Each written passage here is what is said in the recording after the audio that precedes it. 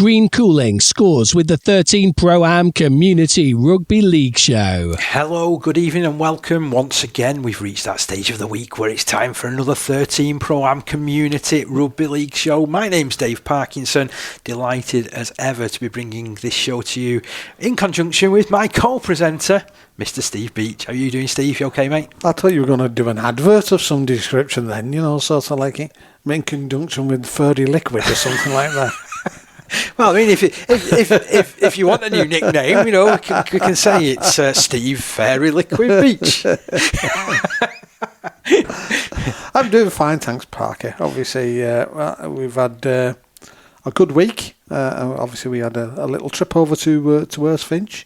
The BARLA Cup first round. It was great to get out and report on the BARLA Cup first round. It was a broadcast that was well received by all those that did listen to it, and I think the clubs appreciated it as well, didn't they? And it led to an interesting game too. Yeah, very, very interesting game, and obviously we saw two different teams to a certain degree than what we saw in the final last year. Very much so, yeah. So you got a strengthened Haresfinch and arguably a much weaker Siddal side due to the fact that the National Conference League side was playing at the same time over at Loch Lane. So what have we got coming up? Well, we've got reaction from that game, so we managed to catch up with both coaches. We've got some audio highlights we did enjoy and we did get excited, and Steve with his usual enthusiasm coming in with good pass.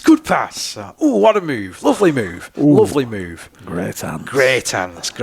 So the merchandise is certainly warming up, isn't it? I tell you, the website now is absolutely chock-a-block there. We've also got our usual roundup of other results that have happened elsewhere, and I thought we'd take this opportunity, with there not being quite as many National Conference League games that were played last week, to have a look at where everybody's up to so far this season. We're about a third of the way through the season already. I suppose when you put it like that, though, normally a lot of these sides are playing between 18 and 22 games over the course of the year, and there's 7 games in. So we are nearly a third of the way there, aren't we? Yeah, it's crazy, isn't it, in that sense? Just shows how quickly time flies, doesn't it? Time flies when you're having fun. Or when you throw the clock. Yeah, definitely. I'm sure that's happened on occasion in rugby league, in rugby league areas. But yeah, so we'll give you a little bit of a roundup of where we think everybody is up to at this current stage, looking at some decent metrics. Basically, wins, losses, points for, points against, and just general opinion, I suppose. So you may agree with us, you may disagree with us. We've also got a little bit of a roundup of week 1 of what happened in the President's Cup. That took place last week, and we've also got a little bit as well about what's to come. But first of all, I did want to start this show on a rather sombre note, because we received some terrible news in the middle of last week, and this was regarding a lady that I have never met, but she's been one of our team for the last 2 years. I'm talking of none other than Lorraine Degraff, who was the Cumbrian Amateur Rugby League secretary, who passed away last Wednesday. It was a great shock and such a sad loss as well. Lorraine has been one of our team, despite us never really speaking to her and me only communicating with her via email for the last sort of 2 years. But without failure, if I'd asked a question about Cumbrian Rugby League, if I'd asked about the Carla League, if I'd asked about the Holman Eaglesund, how do I pronounce it, if she was there, she'd be bang on the money with a response, a reply.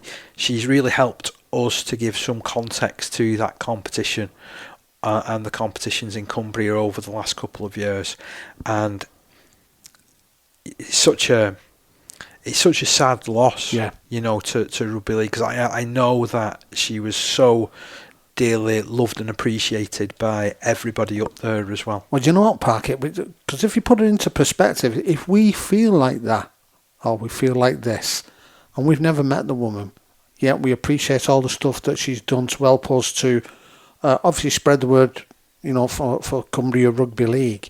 I mean, she's been there with a really, really, concise package every single week from when she first saw that we could, we've got something there to offer, and she's been on board with it every single. And when I heard that, it was just I saw a tweet, and at first I thought, nah, that's got to be wrong. That's got to be wrong.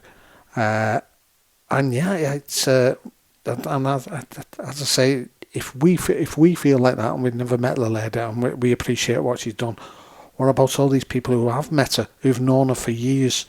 Their lives have been, sort of so enriched by her being involved with them, because, just from the little bit, as I said, we've interacted with her, she's been wholehearted into that section of the rugby up there. She was involved for many years up at her beloved Maryport club, wasn't she? And over recent years took over that role, like I said, with the Cumberland Amateur Rugby League. And I know that certainly Phil Hodgson, in his article this week in the League Express, has also paid dear tribute to her as well.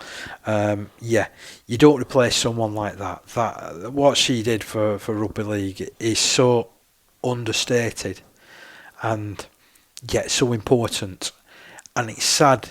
And there's probably going to be people that when, like I'm no longer here, will say the same thing. He was all right that day if he did that, And if people are going to say even half of the things that they've said about Lorraine, I'm thinking that I've done a good job in rugby league. Lorraine's been worth a weight in gold, hasn't she, with everything that she's provided for rugby league in Cumbria, and it is such a sad loss. And we want to, through the show, extend our condolences to husband Frankie, children Darren and Ellie, and all the friends and colleagues and people that knew her. She was also quite a gifted amateur photographer as well.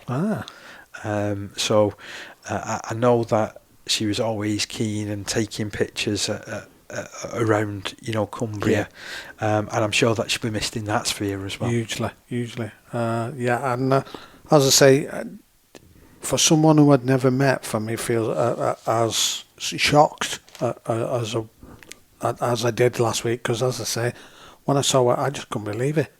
And then when I obviously tweeted through to you, and I had a look around, and I then went onto Maryport's Facebook page, and there was a big piece on there, explaining all about it.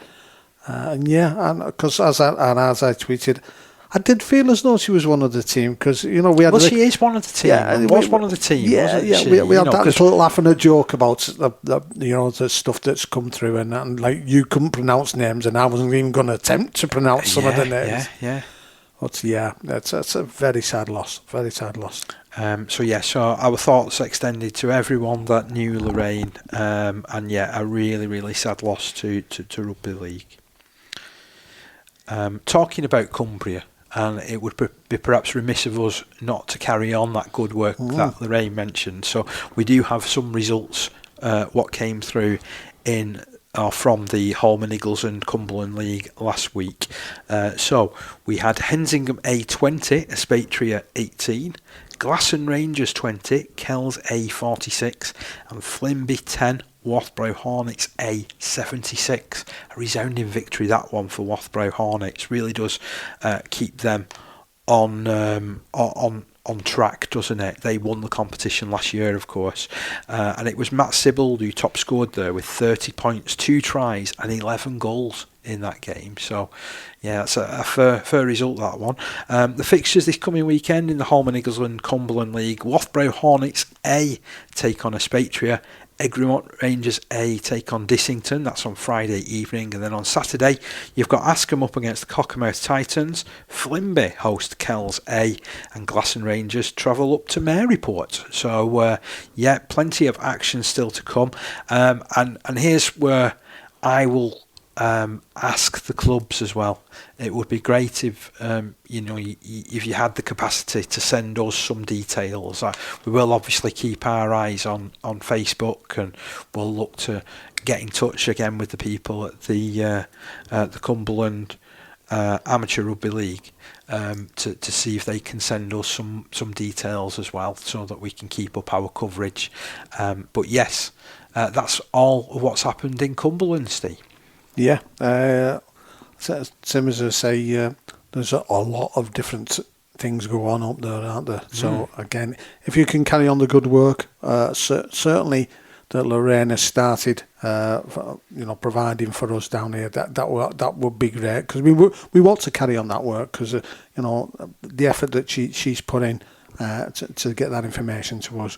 Let's pull together and let's crack on. Let's keep that going. Let's look at the Northwest Men's League results. So it was cup action on Saturday. Heysham Atoms, they hosted Ashton Burrs, and Ashton Burrs a bit too strong for them on the day, winning by 42 points to 10. In Division 1, there was some outstanding results, none more so than Hindley 20, Burton Woodbridge 6, Ulverston 28, Charlie Panthers 22, Dalton 24, Goulburn Parkside 0, Thatto Heath Crusaders A 28, Wigan St Cuthberts 36. And I don't know whether you've got a result for this one, Steve. So West Orton Lions against Salford City Roosters. I certainly have. It was West Orton Lions 54, Salford City Roosters 30. Tell you what, they're having a really good start to the season, aren't they, West Orton? Yeah, because that's a really good win, because Salford City Roosters are using no slouches, are they? That's a really high scoring game as well. So you're doing some to score 54 in a game, aren't you? In Division 2, we had Lee Miners Rangers A20, Newton Storm 19. It's another close but no cigar for Newton Storm. I spoke to Dan Riley, captain. I messaged him the other day and I said, you can't buy a win at the moment. He said, it's just, it's just not there. I said, but obviously the lads are putting the work in and keeping their heads down. But that was a close one. It's a very competitive game, that. So there's probably a lot that they can take forward from it. And let's be honest, Lee Miners Rangers, they're one of the grand names in Community Rugby League, aren't they? Yeah. And currently at the moment they both sit near each other, so yes, to be fair, it was even at this early stage it was a 4-pointer to a certain degree. Other games in that competition, Division 2 of the Northwest Men's League, well, it saw Rochdale Mayfield A46, Roos Pioneers 22. Good victory there for Rochdale Mayfield. Waterhead Warriors A34, Wigan Springview 14. And you knew that I should have got a little bit more organised, because I have been sent a message on my Twitter page. So I'll just pad here just for a moment. Yeah, David's actually, it's great for radio. It's just going through all his tweets. I'm just scrolling. This could take a while. You know what it's like. Yeah, I do know. And especially if it's me as well. So, Roos Pioneers, they did send through their list of scorers. All right. So Pioneers had tries from Glenn Phillips. He scored 2. Alfie Coxon, Ollie Dilks, also scoring tries. Matt Roberts kicked 3 goals. So it's nice to be able to bring a little bit of context to a result or two. And hard luck there to Roos Pioneers, who lost by 46 points to 22 away at Rochdale Mayfield A. Into Division 3, we have Blackpool Scorpions 20, Higginshaw 38. Another high scoring game in that one. And this one looked like a real high scorer, but in the vein of Garswood Stags. So Clockface Miners A4, Garswood Stags 74. That's some result as well, isn't it? That is huge, yeah. Have you got a result between Lee East A and Bank Key Bulls? I have Lee East A 18, Bank Key Bulls 28. I mean, that's another good result. Good win when I saw the team that Lee East had put up against it was a mixed A team and first team, really. Yeah, that was up against Bank Key, so it's a good win that for Bank Key, to be honest, as well, especially away at Lee East as well, because that can run into a fast track, as we know. Yeah, it's a good pitch. Then finally in that division, Wigan St Jude's 28, Runcorn Highfield 24. That's an outstanding result for St Jude's. Yeah, it is, because Runcorn, as we said, them and Bank Key Bulls have both stepped up good style. I'd love to see what the team was there for St Jude's, whether they again, was that a mixture or was it just the North West men's only side type of thing? Because if it was a mixture, and then I would say from a Runcorn point of view, that ain't a bad result from them in that point of view. I mean, it's not the end of the world because it's competitive, isn't it? There's no blowouts on it. Very competitive, that. And then in Division 4, Bolton's woes continued. They gave up the game against Haydock, so they suffered the obligatory 24-0 defeat. Langworthy Reds against Chester Gladiators, that was off. Portico Vine 36, West Horton Lions A 18. Good win there for Portico Vine. And any results that I've missed out there at all? No, that's about it, Dave. You managed to get them all. I'm glad we've managed to get them all. And we're, other than me hunting for try scorers for Roost Pioneers, we topped off that one, didn't we? If we look forward to the fixtures this coming week, tomorrow evening, yes, that's if you're listening to us as soon as we go live from this, and I've not hopefully given Steve too much editing to do.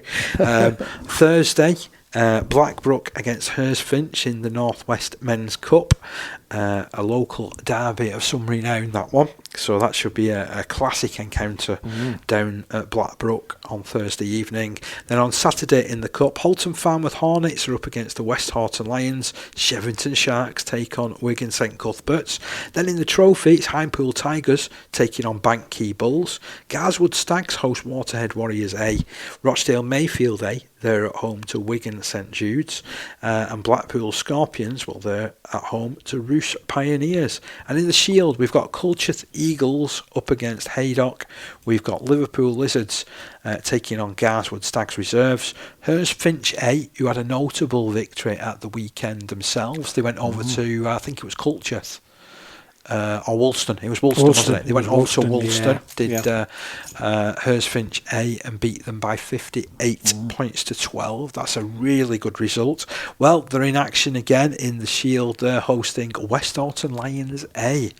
I wonder whether those dressing rooms will be opened at Haresfinch this time.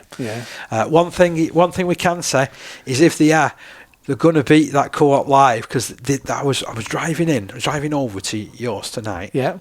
Obviously, we record this and we put it out. And they were going on about how the latest performance at the Co-op Live has been put off yet again. So it's still not opened. It's crazy. Doing themselves no favours at all. Definitely not. No. Definitely not. And then there's Folly Lane A up against Orrell St James A in the Shield. And then there's one game to look forward to from Division 1. And I'm sort of wondering how this one's going to go, because I'm sure that they can't take part. I'm sure this game won't take place. Which one's that? Because it's Wigan St Cuthberts against Ulverston. Now, unless they've got two teams. It's postponed. Yeah, so this is what I thought. Yeah. This is what I thought. So, so that's your fixtures then in that case for the North West Men's. That's about it, mate. Good. So far, so good. Now, moving over the hill to Yorkshire. Last Tuesday evening in the Hull Division, Myton Warriors 20, Skirlet 16. Then on Friday night in Division 3 of the Yorkshire Men's Competition, Dodworth Miners 30, York Acorn 10. And then on Saturday in the Premier Division, we had Fryston Warriors 16, Doncaster Tollbar 14. That sounds like a really good Premier Division clash. Stanley Rangers 32, Keighley Albion 12, Westgate Common 28, King Cross Park 32. And I don't know whether you've got a result for this one, Steve. Newsham Panthers against Almondbury Spartans. In the same division? In Premier Division. No, there isn't. Nothing there, so that mustn't have taken place, that one. Division 1, I've got just the one result. Wibsey Warriors 26, Hunslet 28. Close run thing. I've seen some of the tries that were scored in this game as well, because Hunslet are very good with their media team. They put a video on, entitled it Just the Tries. I don't know where I've heard that before, but it's cracking, and it always gives a real insight into what goes on. It does what it says on the tin. It does what it says on the tin. I love it for that, because it is Just the tries. Yep. But yes, so some spectacular scores from that game. If you do get the chance, nip over to Hunslet ARLFC's Twitter account and you'll be able to watch some of those videos for yourself. They do a fantastic job. Elsewhere in Division 2, we've got Castleford Panthers 48, Queensbury 8. I've got Brighouse Rangers 22, Seacroft Sharks 6. And then, I don't know whether there's a result for this one. Emily Moore Cougars up against Illingworth. No. So I don't think that's taken place. In Division 3, we've got Elland and Greetland 38, Bramley Buffaloes 18, Wyke 22, New Earswick All Blacks 28.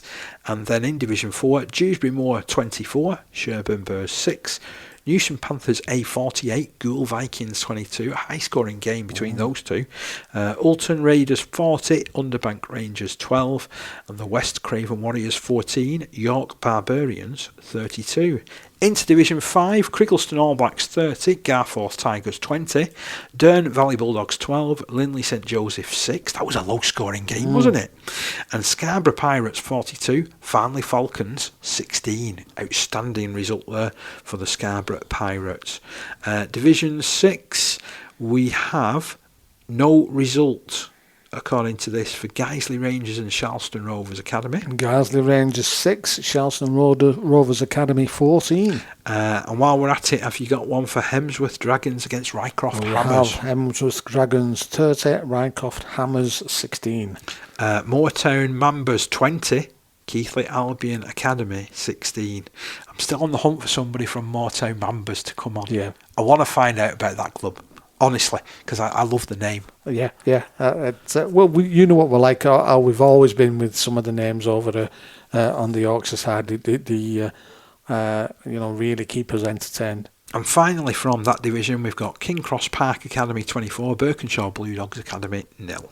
In the National Conference League Alliance, have you got a result there for Milford and Bentley? Let me have a look. And while you're doing that, I've got Normanton Knights 36, Heworth 14, Eastmoor Dragons 22, Stanningley 4, and Shawcross Sharks 42, West Bowling Academy 12. The NCL Alliance have only got Eastmoor Dragons and Normanton Knights. Okay, so we've got an extra result in there.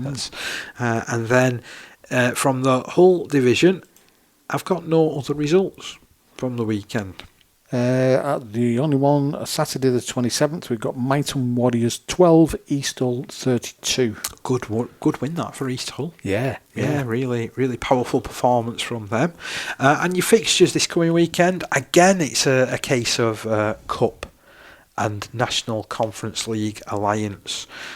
So, in the National Conference League Alliance, we've got Heworth against Shawcross Sharks.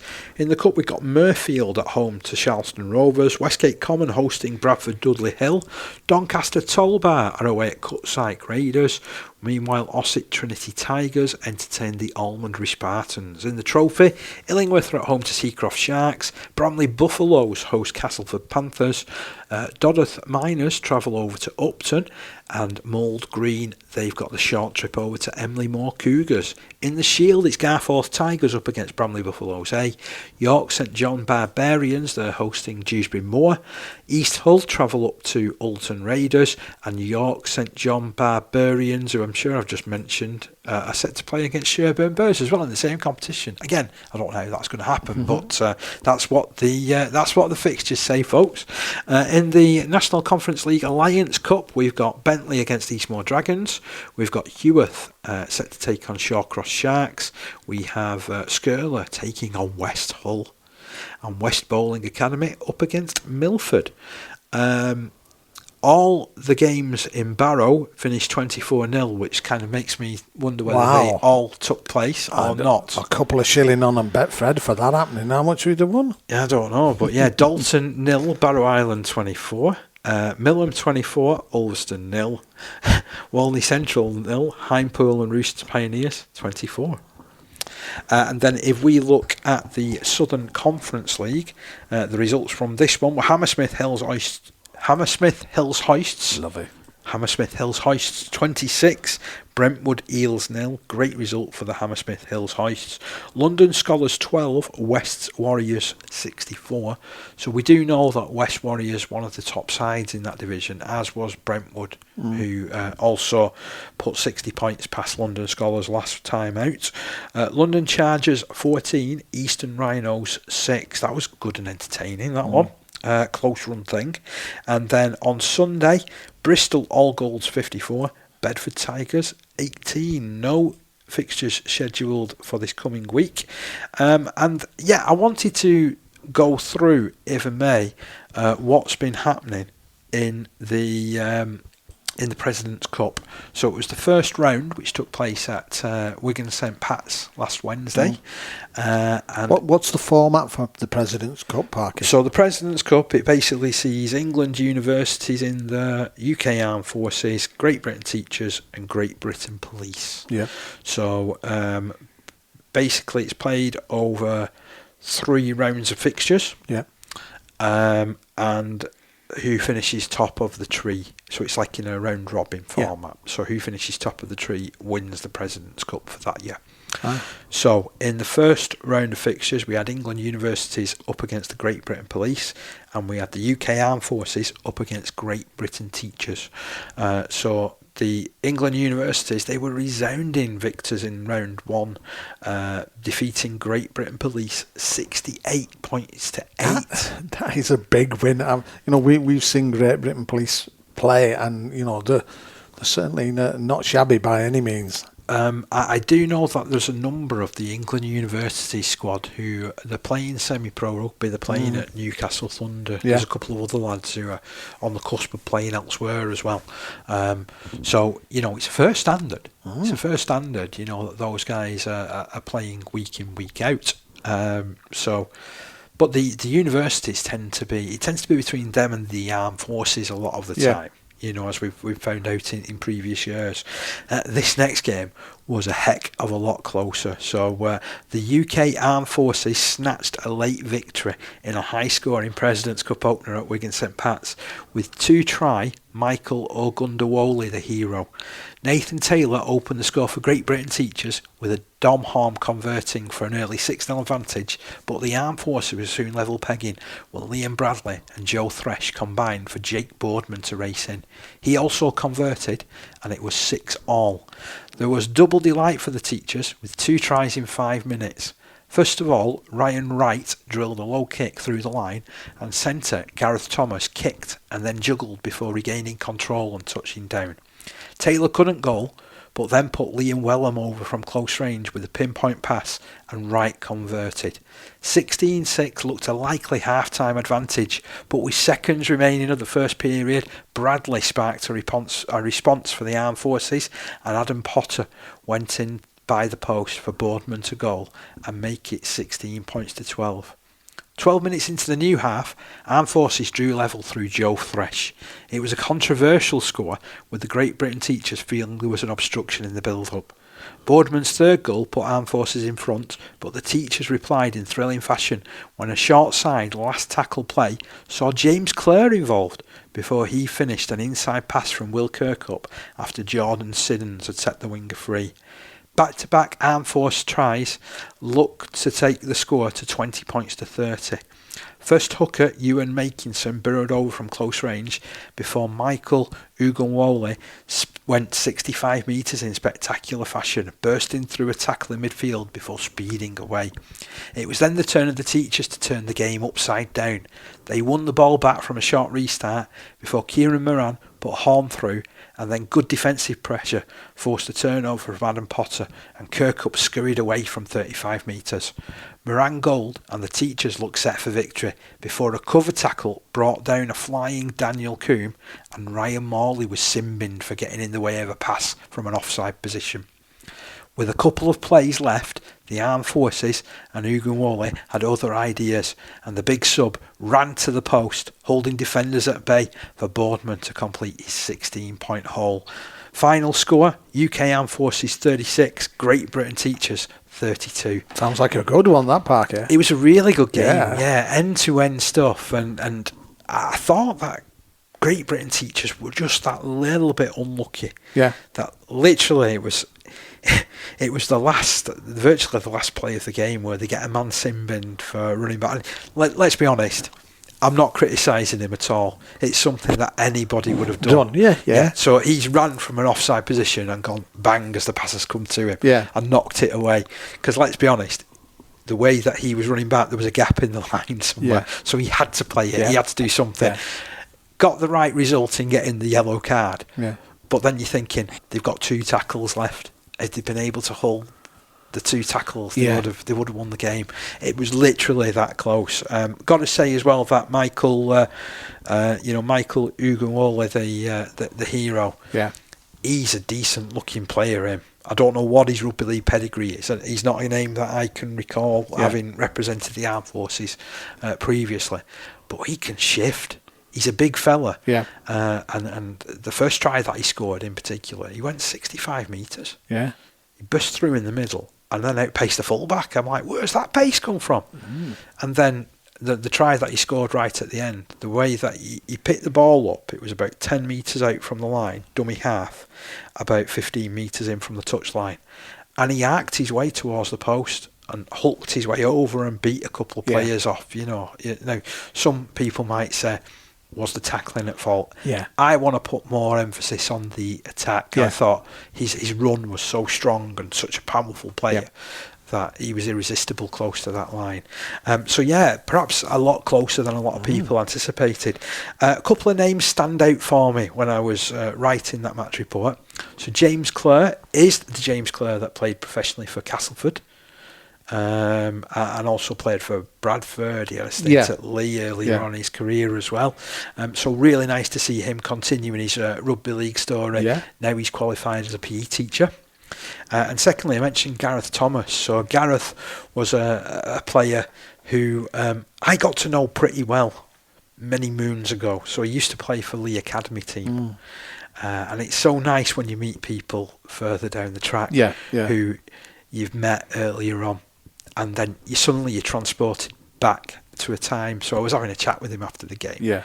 And I was saying, I weren't expecting to see you play tonight, mate. And he goes, it's my first game of rugby league this in about 3 years. So I said, well, what have you been doing then? He said, I qualified as a teacher. He said, I've been teaching over in Manchester. He said, I now live in Stockport. I said, all right, okay. He said, I'm playing for Stockport Rugby Union Club. And on my travels, my rugby travels, Dave's rugby travels, about 15 years ago, I had the pleasure of going over to Stockport Rugby Union Club, and it's in a right posh area of Stockport. They've got loads of land. Yeah. Typical rugby union place, really well appointed clubhouse. Yeah. And I said, how do you feel about going back to rugby league? He goes, I loved it, mate.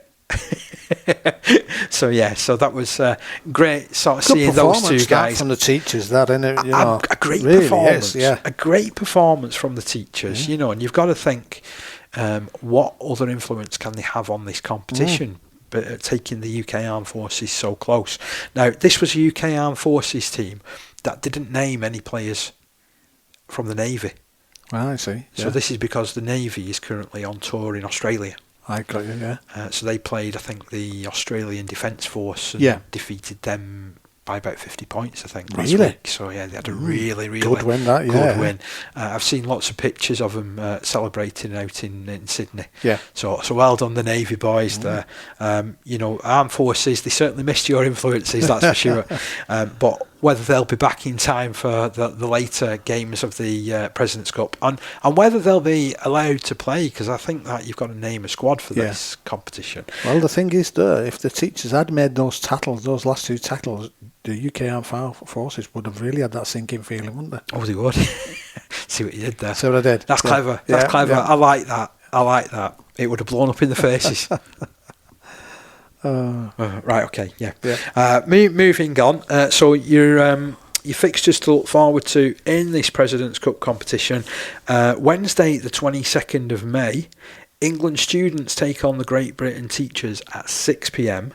and the Great Britain Police host UK Armed Forces at 8 o'clock. These games both being played at Old St James's. Oh yeah, and that's ground that we've been to quite a lot. It's a nice little ground there. I like that one. And then the competition finishes on Wednesday the 5th of June with Great Britain Police up against the Great Britain Teachers at 6 p.m. and what many are anticipating being the deciding game, England Students, well, they take on the UK Armed Forces at 8. That's being played in Lock Lane at Castleford. Oh, yeah. So that's plenty to look forward to. Talking about times and good games, we were at a cracker, weren't we, on Saturday? We were, yeah. So it was the BARLA National Cup. I'll run through the rest of the results from round one proper, and then we'll dissect, kind of what happened in our game between Haresfinch and Siddal.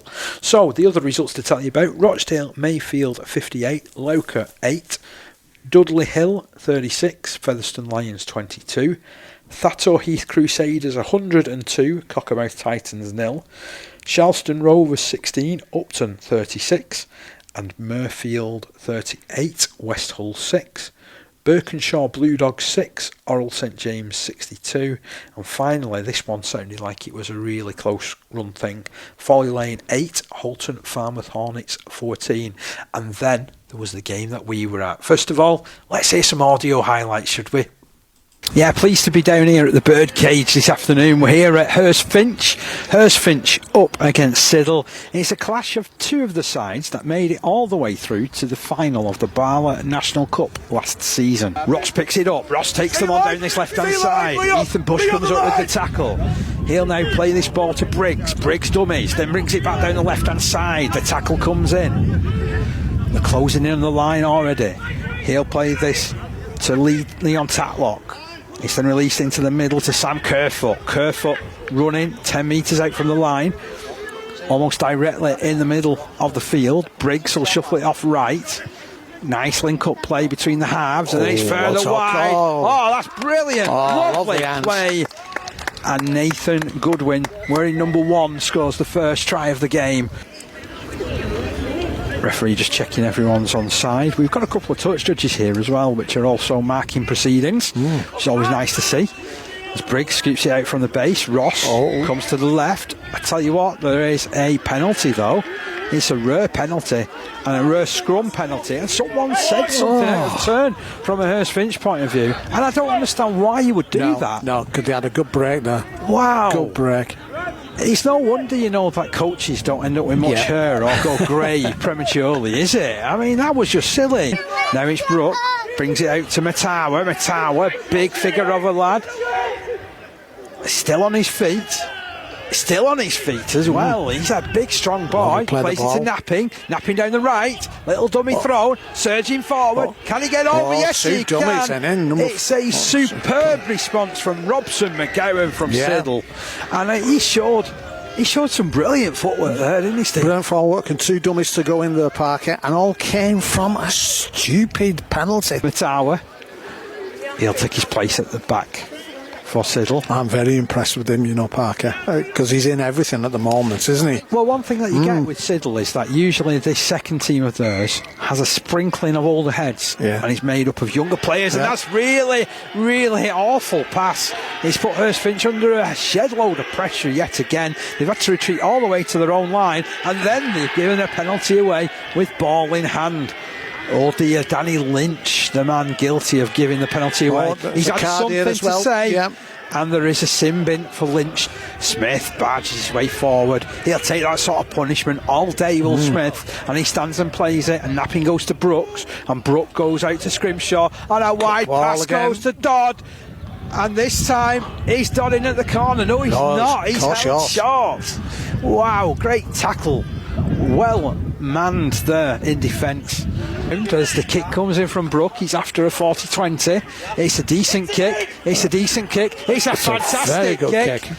Wow, that was brilliant from Brooke. A 40-20. Carberry takes it left to Ross. Ross goes through the hands to Lynch. Good hands. Tatlock. There's Tatlock surging through.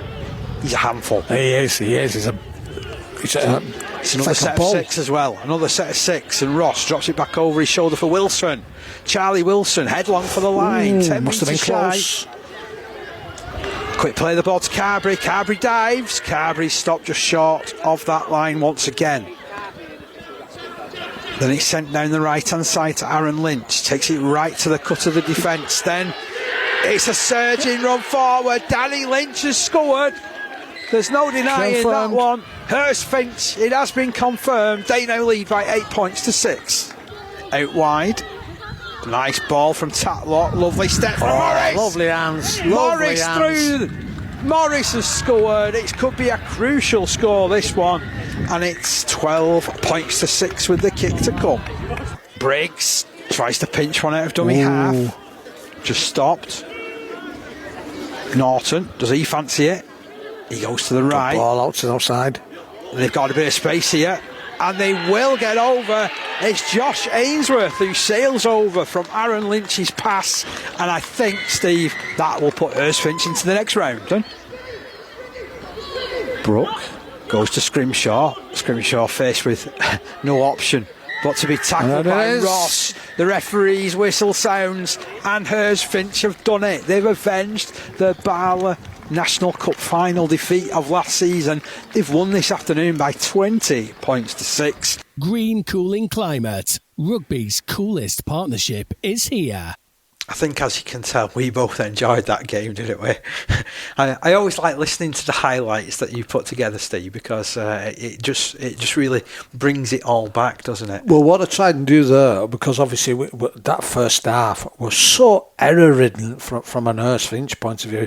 That's why I made a point of putting the bit where they had it in feeder a scrum. They just played the ball out to the left-hand side, and it was on for a bit of a break. It was on, yeah. They got an overlap, and then there was something stupid said in and around the pack, and they got penalised. And obviously on the back of that was... For me, they got too involved in that, and that's something that if this season is going to blow up for Haresfinch, that'll be what will get them, won't it? You know, some indiscipline and not being able to hold the tongue in certain places, because they did it a couple of times and then got themselves down to 12 men in the second half, didn't they, when Danny Lynch got himself in as well. And again, that's why I made a point of putting that in where a couple of passes had gone over where they threw I think they used to be called speculators, over to the winger a couple of times for Siddal. And to be fair, if they could have took advantage of those, they'd have gone really, well in the first half. That was the disappointing thing from Siddal's point of view. They had the possession advantage, they had the player advantage, but they just didn't capitalise on it from a score point of view. I did feel that they had one of the best players on the field, though, didn't they? In Matar, with the fullback, who was absolutely everywhere. A real athletic player. Turns out he used to be on Bradford Bulls books at one point. So, he's obviously got some pedigree, and he's certainly a name to look out for over the coming years. I hope that he can make an impact in the National Conference League squad over coming seasons. He was outstanding. I liked a lot of the work that the pack did for Haresfinch, if I'm being honest. Charlie Wilson put a big stint in when he was on the field, and to be honest, Sam Kerfoot was having an excellent game before he got. He went off with an ankle injury. And I hope that he's going to be okay. To get back on the field sooner than later. It sounded bad, didn't it? It did, because he was punching the ground. So he must. I mean, for a player to do that, it must have been really, really painful. Just going through those sort of like highlights, though, I think my word of the week was wow. Wow. I think I said that a number of times, so wow. My word of the week, I didn't actually put in that one, if you remember. Lovely hands. No. It was camber. Camber, yes. Do you remember that was the word of there was camber, because camber. There is a slight camber on the Haresfinch pitch, takes you down towards their outside food outlet, which do an absolutely wonderful burger and chips, don't they? Yeah, if you're ever at Haresfinch, just ask him for a Finch burger special. Oh yeah. You get a burger and fries, and it's a £5, and it was a nice one. Yeah. It's a nice club, and it's a great club. We've been there a couple of times now, and obviously the last time we were there, they just started building the new changing rooms. And they were there in all the glory, ready to be open very, very shortly. and they look impressive, don't they? There's just a brief snagging list, I think, that they've got to get through before they can open them. But I believe that it is going to be open in the next couple of weeks, and I think that will certainly take them to the next level with what they're hoping to do. It certainly gives them more scope for, as you said, it's a great venue for maybe hosting, like festivals and that type of thing. Definitely. So it puts them on the map for maybe potentially getting the finals days and things like that. If they can be talked about in that same breath, can't they? For hosting finals, and they've done. I like going there. It's a good club. Yeah, it's a good club, and there's some excellent people involved there, isn't there? I think we saw some development and the green shoots of it from the final last year. And obviously they played Siddal, and it was Siddal's first team then that they played in the final. To be honest, I think I saw it in the semi-final where they beat Driglington last season, and that was a strong Driglington side that they dispatched as well. So they're certainly going places, and at a time when there's other clubs around the St Helens area that do appear to be struggling a little bit. It just shows it's like peaks and troughs, isn't it? You can't really put your finger on it sometimes. And the other side of that, from a support point of view, the support of that finals, because obviously they'd done the merchandise, they all had the Finch t-shirts on, etc., and they'd really bought into sort of supporting the team from all the age groups. They're all kitted out in the same t-shirts, etc., and looked really good, and it was impressive, and they've carried that on, which is great, absolutely superb. Right, let's have some post-game reaction, shall we? So I'm going to start, first of all, from the opposing point of view. So we're going to go to Siddal head coach of the second team, Paul Long. It was a great conversation I had with him. Okay, so I've got Paul Long with me. He's the coach of Siddal Academy. We've just been at Haresfinch. Really, really close game. Unfortunately, your boys just finishing off on the wrong end of the scoreline. How did you see it? Well, I thought we started slow the first 5 minutes. They were definitely on top, but then we sort of worked us way into the game, scored a try. Thought we bombed some chances really. Definitely 2 in the first half, and then 1 early second half, which the score's still 6-4 at that point. I think if any of them go over, you know what I mean, we've got a good lead which we can maybe defend, but then I think second half they did come out stronger, and we were a few bodies down really. We did a couple of us middles couldn't come back on, and I think it just told really. We were defending all that second half, and they were just they were powering through, completing the sets, and I think just fitness told really. Like we were blowing really. Just like some of them young lads had a lot of defending to do. Like when we had the ball, they were just gassed, and we were just running out of ideas really. I was just saying to you before the press record, on another day we could have been talking about a win there, couldn't we? Because to be fair, at one point Haresfinch had lost their heads a little bit. They did. I think sort of the last 10 minutes of the first half we were really on top. They were giving penalties away. We had plenty of ball on their line, and just think probably the difference today in the teams was they were just more clinical, and I think if we'd have scored a couple of them first half we could have gone on to win definitely. What's it like being in charge of so many young players, because I want to get that point across, that the fact that at Siddal you use your second team as the place to blood your youngsters really, don't you? Yeah, it's great. Well, I coached the under-18s last year, so all of them, a couple have been signed by pro clubs, but then the rest have all stepped up to the open age, so it's probably helped with me being there that they've known someone who's going to take the team. But I keep telling them that, I always say about this team, it is always good to have 1 or 2 older heads in, which is what we had today, but they need to know that they are good enough. They're good enough, they just need that bit of guidance. But the future's bright really. I know, and it was interesting as well, because obviously I'm involved with the Community Lions, so there's lads like Will Scrimshaw who's been through that pathway. There's lads like Joe and Henry, who are going through that pathway at the moment. As you say, it bodes well for the future of Siddal, doesn't it? I mean, like when you mention Will there, Will doesn't get called upon as a young lad, but I think he's 22. That he's one of the older players in the team. That's how young we are, but that's the way forward, really. I mean, I think we didn't bother with an under-18s this season.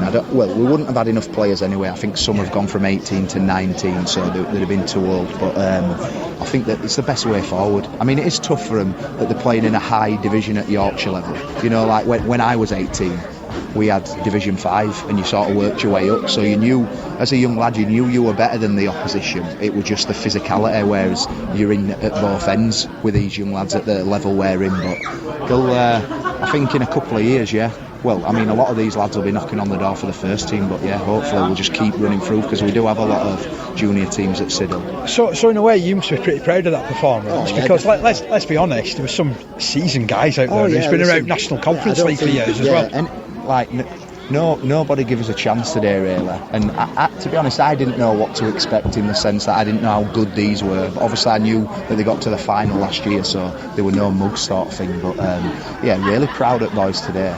Like they had a good dig, and I think when they score the first try, that could go either way. They're like, they could run up a bit of a score, but we got back, we regrouped, we dug deep, and then I think it proved, like 10 minutes to go when they scored, how much it meant to them. That they sort of knew then that the game were over, but it meant everything to them. They knew they were in a game against a team of young lads. So really proud. And it meant, like you say, your boys had such a great dig. Oh yeah, definitely. Yeah. We had a few knocks and that, but the 17 lads that played today, they couldn't have done any more. We made a few mistakes, which happens in rugby, but the lads came off, and I've just told them to keep their heads up, hold their heads proud. I think in the league we're in, so our season now just consists of the league. We're not in any more cups, and I don't think we'll play a team as good as that today. So hopefully, if we can play like that week in, week out, we should go well. And how have you gone so far in the league campaign? If you don't mind me asking. So we had a couple of friendlies, and we lost a cup game to Dudley, and we've just played one league game. Actually, we have played about 7 or 8 games now so far, but there's only played one league game last week against Charlton. The boys were outstanding. Like, we put a big score up on them against like a physical and aggressive side, so it was good to see last week. So just played 1-1-1 at the minute. Do you start to get more regular fixtures? Because obviously that sounds like it's been a bit frustrating in one respect that you've not been regular. The first game of the season we were meant to play Wibsey at home, and their cup game got postponed due to the weather the week before, so we had to miss that one. And we've actually got a week off next week, which is pretty frustrating. But I think it's sort of coming thick and fast after that. So obviously we'll probably have a week off next week, and then the season will probably get going then for a few weeks. So but I mean, it's a short season as well, so we've only got 13 games left now, and then obviously if we can make the top 4, then we'll have them 2 as well. So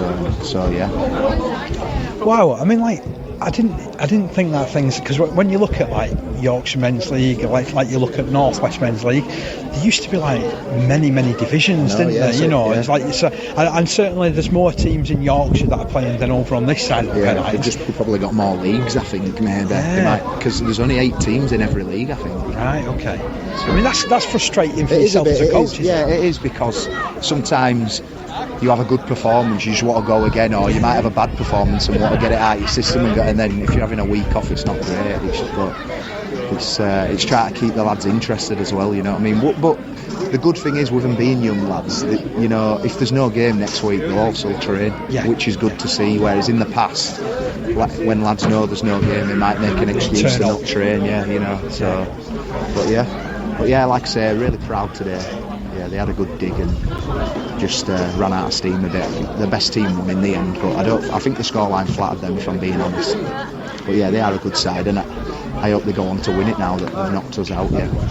Thank you so much, Paul. I appreciate the catch up, and also through telling me what you've got developing wise at Siddal. As I've said, that future looks like it's set for blue and white for quite some time, doesn't it? Yeah, hopefully. Like I say, when Will Scrimshaw's one of your oldest lads at 22, hopefully we'll keep them together, and they'll be pushing first team. And if not, I mean, the first team's a young team as well, so they'll be around for a bit. If they stay with me, that's great, because I know how good they are, But really bright future. Yeah, got to say, though, and I think I said it at the time, I think you mentioned it on commentary. that it just shows what a club Siddal is. That, as a whole. Yeah. That, he was saying that somebody at 22 is one of the oldest in their team. Yeah. And you wouldn't have thought that from seeing it, would you? I mean, don't get me wrong, they did have another player that's like nearly 40 who was playing prop, who then couldn't go back on. But then, other than that, the rest of the team is so young. Yeah, and certainly in that first half, that was the only thing was that they had a lot of possession. If they could have capitalised, I think they could have really give Haresfinch a scare. Yeah, definitely. But give Haresfinch the due with the one-man shot they dug in and held out and reaped to the benefits later on. They defended that period really well, didn't they, when they were under a little bit of pressure and, sort of all dug in for each other, which is kind of what you want. I know some of it was self-inflicted during that period, but they managed to put it right. Well, that was our thoughts on what happened to the game. We've heard from Paul. What about a Haresfinch point of view? Well, afterwards, I caught up with Mark Saunders. Okay, I'm alongside Mark Saunders. Mark, got to say that was tough going, but a well celebrated win in the end, 20 points to 6. How did you see it from a coaching point of view? Yeah, no, it was a very tough game. We knew that they were going to come and be well structured and well drilled, and to be honest, we were made up that first half that they only managed to score one try because they threw everything at us and more. But our defence has been pretty good all season, to be honest. So yeah, we made up how we did up, and then obviously just got on top in the second half. There was some outstanding defensive performances, like you said. In that first half, did you get a little bit frustrated though, because the players seemed to almost think and let the referee get involved and all that type of stuff? I actually wasn't that frustrated in the first half because I knew it was going to be an arm wrestle. We were a bit frustrated with a couple of calls. But no, apart from that, I wasn't really that frustrated, to be honest. Okay. I know certainly you lost to Siddal last year in the final. You must be delighted to have got one over on them and into the next round. Oh, we made up, regardless of what team that they've sent down. We knew it was going to be a good team, which it was. Good mixture of youth and experienced players. But at the end of the day, we've just knocked the holders out of the National Cup. So, yeah, we just keep going and hopefully get home join the next round as well. I thought you saw some great tries that second half as well. Yeah, like I said, we've worked on structure a lot this year, and we're scoring some really good tries as well. And you've got some experience, but there's a couple of younger players that are starting to have a bit more influence as well, isn't there? Yeah, we've got a couple of young players, and you forget how young they are. We've got Haresfinch in the halves. Who are the young ones now? Charlie Wilson, the prop, the number 8. He just keeps going and keeps going. I was going to say he's got a massive engine on him, hasn't he? Massive, mate. When 3 years ago he was on the wing, believe it or not. Really? Yeah, honestly, and we've moulded him into a prop, and he just loves it. Tell you what, it's great if he ever gets away from anybody at middle of field. Then they won't expect the pace, will they? No, definitely not. Well, he's already made up because he's off the nudie run because he scored the other week. So yeah, he's been on it the last 2 years. I want to perhaps talk a little bit more about the wider stuff that you've got going on here, because you've got good numbers down currently. You were just telling me about the second team doing particularly well. How long has it been since Haresfinch had a second team? I don't think they've ever had one. So I think again it's just more breaking ground for us that we put a second team out today. I think they only went with 13, to be honest, 13, 14, and again that's a good mix of lads who've dropped down from the first team this week and lads who've not played for a good number of years, trying to get that going again. But no, the club's on the up. Obviously the new changing rooms we believe are going to be open in 2 weeks. I think we've got juniors ranging from 7s to 13s. We keep trying to start them every year, so it's definitely on the up. Yeah, I know it's a great place to come down here. We're always given a particularly good welcome, so I'm always pleased to see Haresfinch doing well. But yeah, these facilities, when they get opened, that's going to take you to another level, isn't it? Yeah, the facilities they really are excellent, and that's a lot of credit to all the committee and everyone involved at the club who's managed to put them together, because at the end of the day they're all volunteers and they've given up a lot of time and effort to get anywhere near where they're at, and obviously a lot of money involved and stuff like that. So no, it's really good, but they are what every club needs, and yeah, they really are exceptional. Eva, can I ask you from a wider club perspective as well, because you've had such a great start to the season as well, haven't you? How do you reflect on that? Yeah, we've had a really, really good start. I mean, I think the best thing that happened to us was getting beat in the Challenge Cup at Oral. It wasn't getting beat that hurt us, it's the way we performed. We trained really, really hard.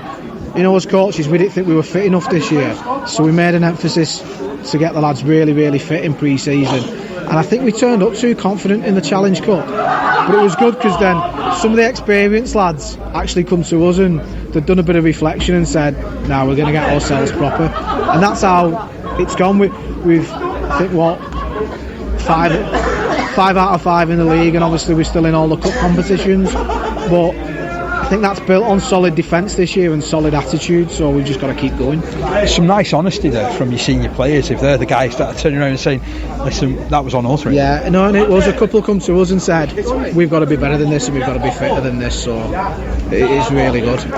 What's your next sort of couple of weeks look like? Have you got regular action coming up? Well, we've got Blackbrook away on Thursday night in the quarter-finals at North West Counties Cup, which obviously it's a local derby, so it's a big game anyway, but it's a big incentive to win it, because if we beat them, we've got a home semi-final against Shevington or Goulburn, I think. So it's a massive carrot there. I think we get a week off then, the week after that. And then I'm not sure, the week after that might be National Cup again. So has the start to the season been a little bit bitty then?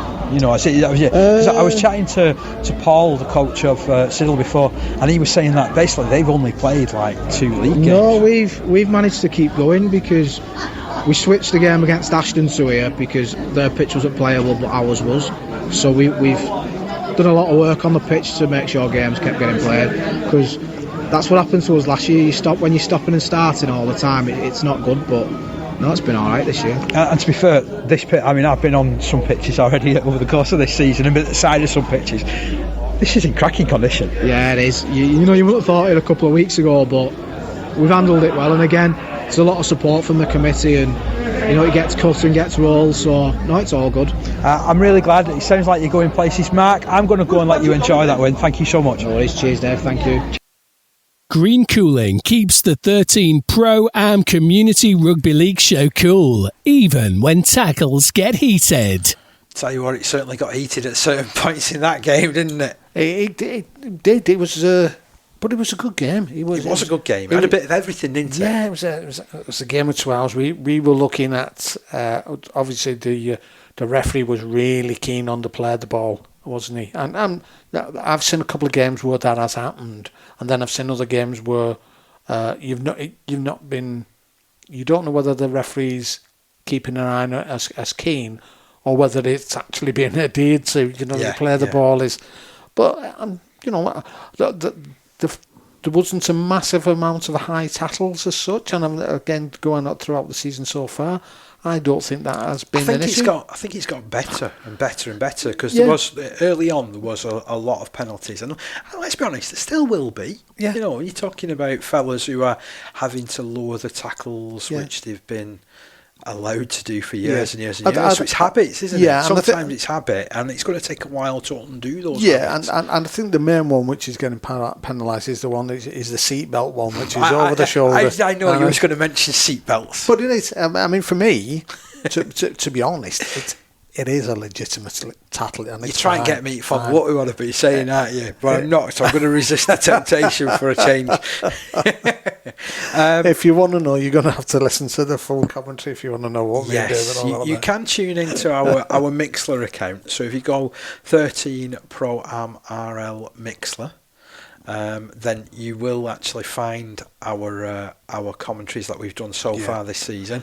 Have a listen to them, you know, because we've enjoyed doing. We've put them up there for all prosperity. Haven't we? The other thing is as well, obviously, I mean, we're doing this. We do this podcast every week, and we started to do the commentaries, which we really enjoy doing.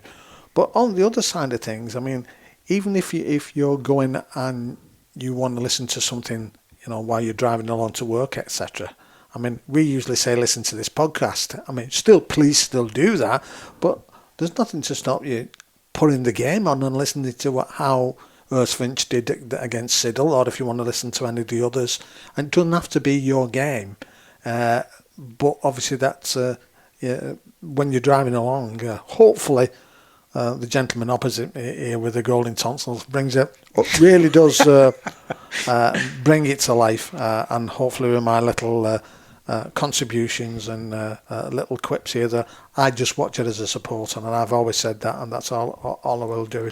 And I enjoy the rugby. It doesn't matter which side is doing it, because I had it on the other day in the car just to have a listen. Was you getting entertained by it? I thought this is good, because just had it driving along as if I was listening, obviously, to I don't know if there was something on 5 Live or something like that, and it was, but obviously it's local to your league. It can be local to where you live, because obviously we try and cover as much as we can, and give it a go. Give us a go. And let us know what you think. Is that a bit of self-praise? Steve Beech RL says it's better than 5 Live.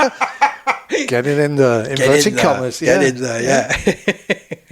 I mean, we genuinely do enjoy getting to cover the rugby league that we are doing. Yeah. We have got a couple of games, but we're trying to pencil in over coming weeks, so we will let you know a little bit more about those.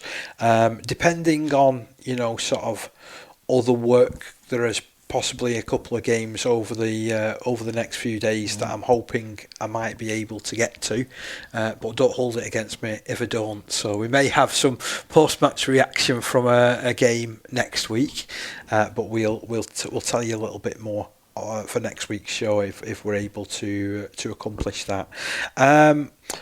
Do you want the fixtures for the next round? Yeah, I was going to say, so obviously that was round number 1 in the BARLA Cup. We had a preliminary round a few weeks ago. That's right. Who's drawn who in the next round of encounters, Steve? Yeah, well, it actually takes up to the quarterfinals, would you believe, Parker? Okay, yeah. So that's the 25th of May. It will be kicking off with Murfield ARLFC. Well, they'll be taking on Rochdale Mayfield. Murfield v Mayfield. Like that one. Okay. And then Haresfinch, obviously, we're beating Siddal. They've got a trip to Dudley Hill. Ooh, now that's going to be an interesting tie for them. I like going to that ground at Dudley Hill. Never been to Dudley Hill?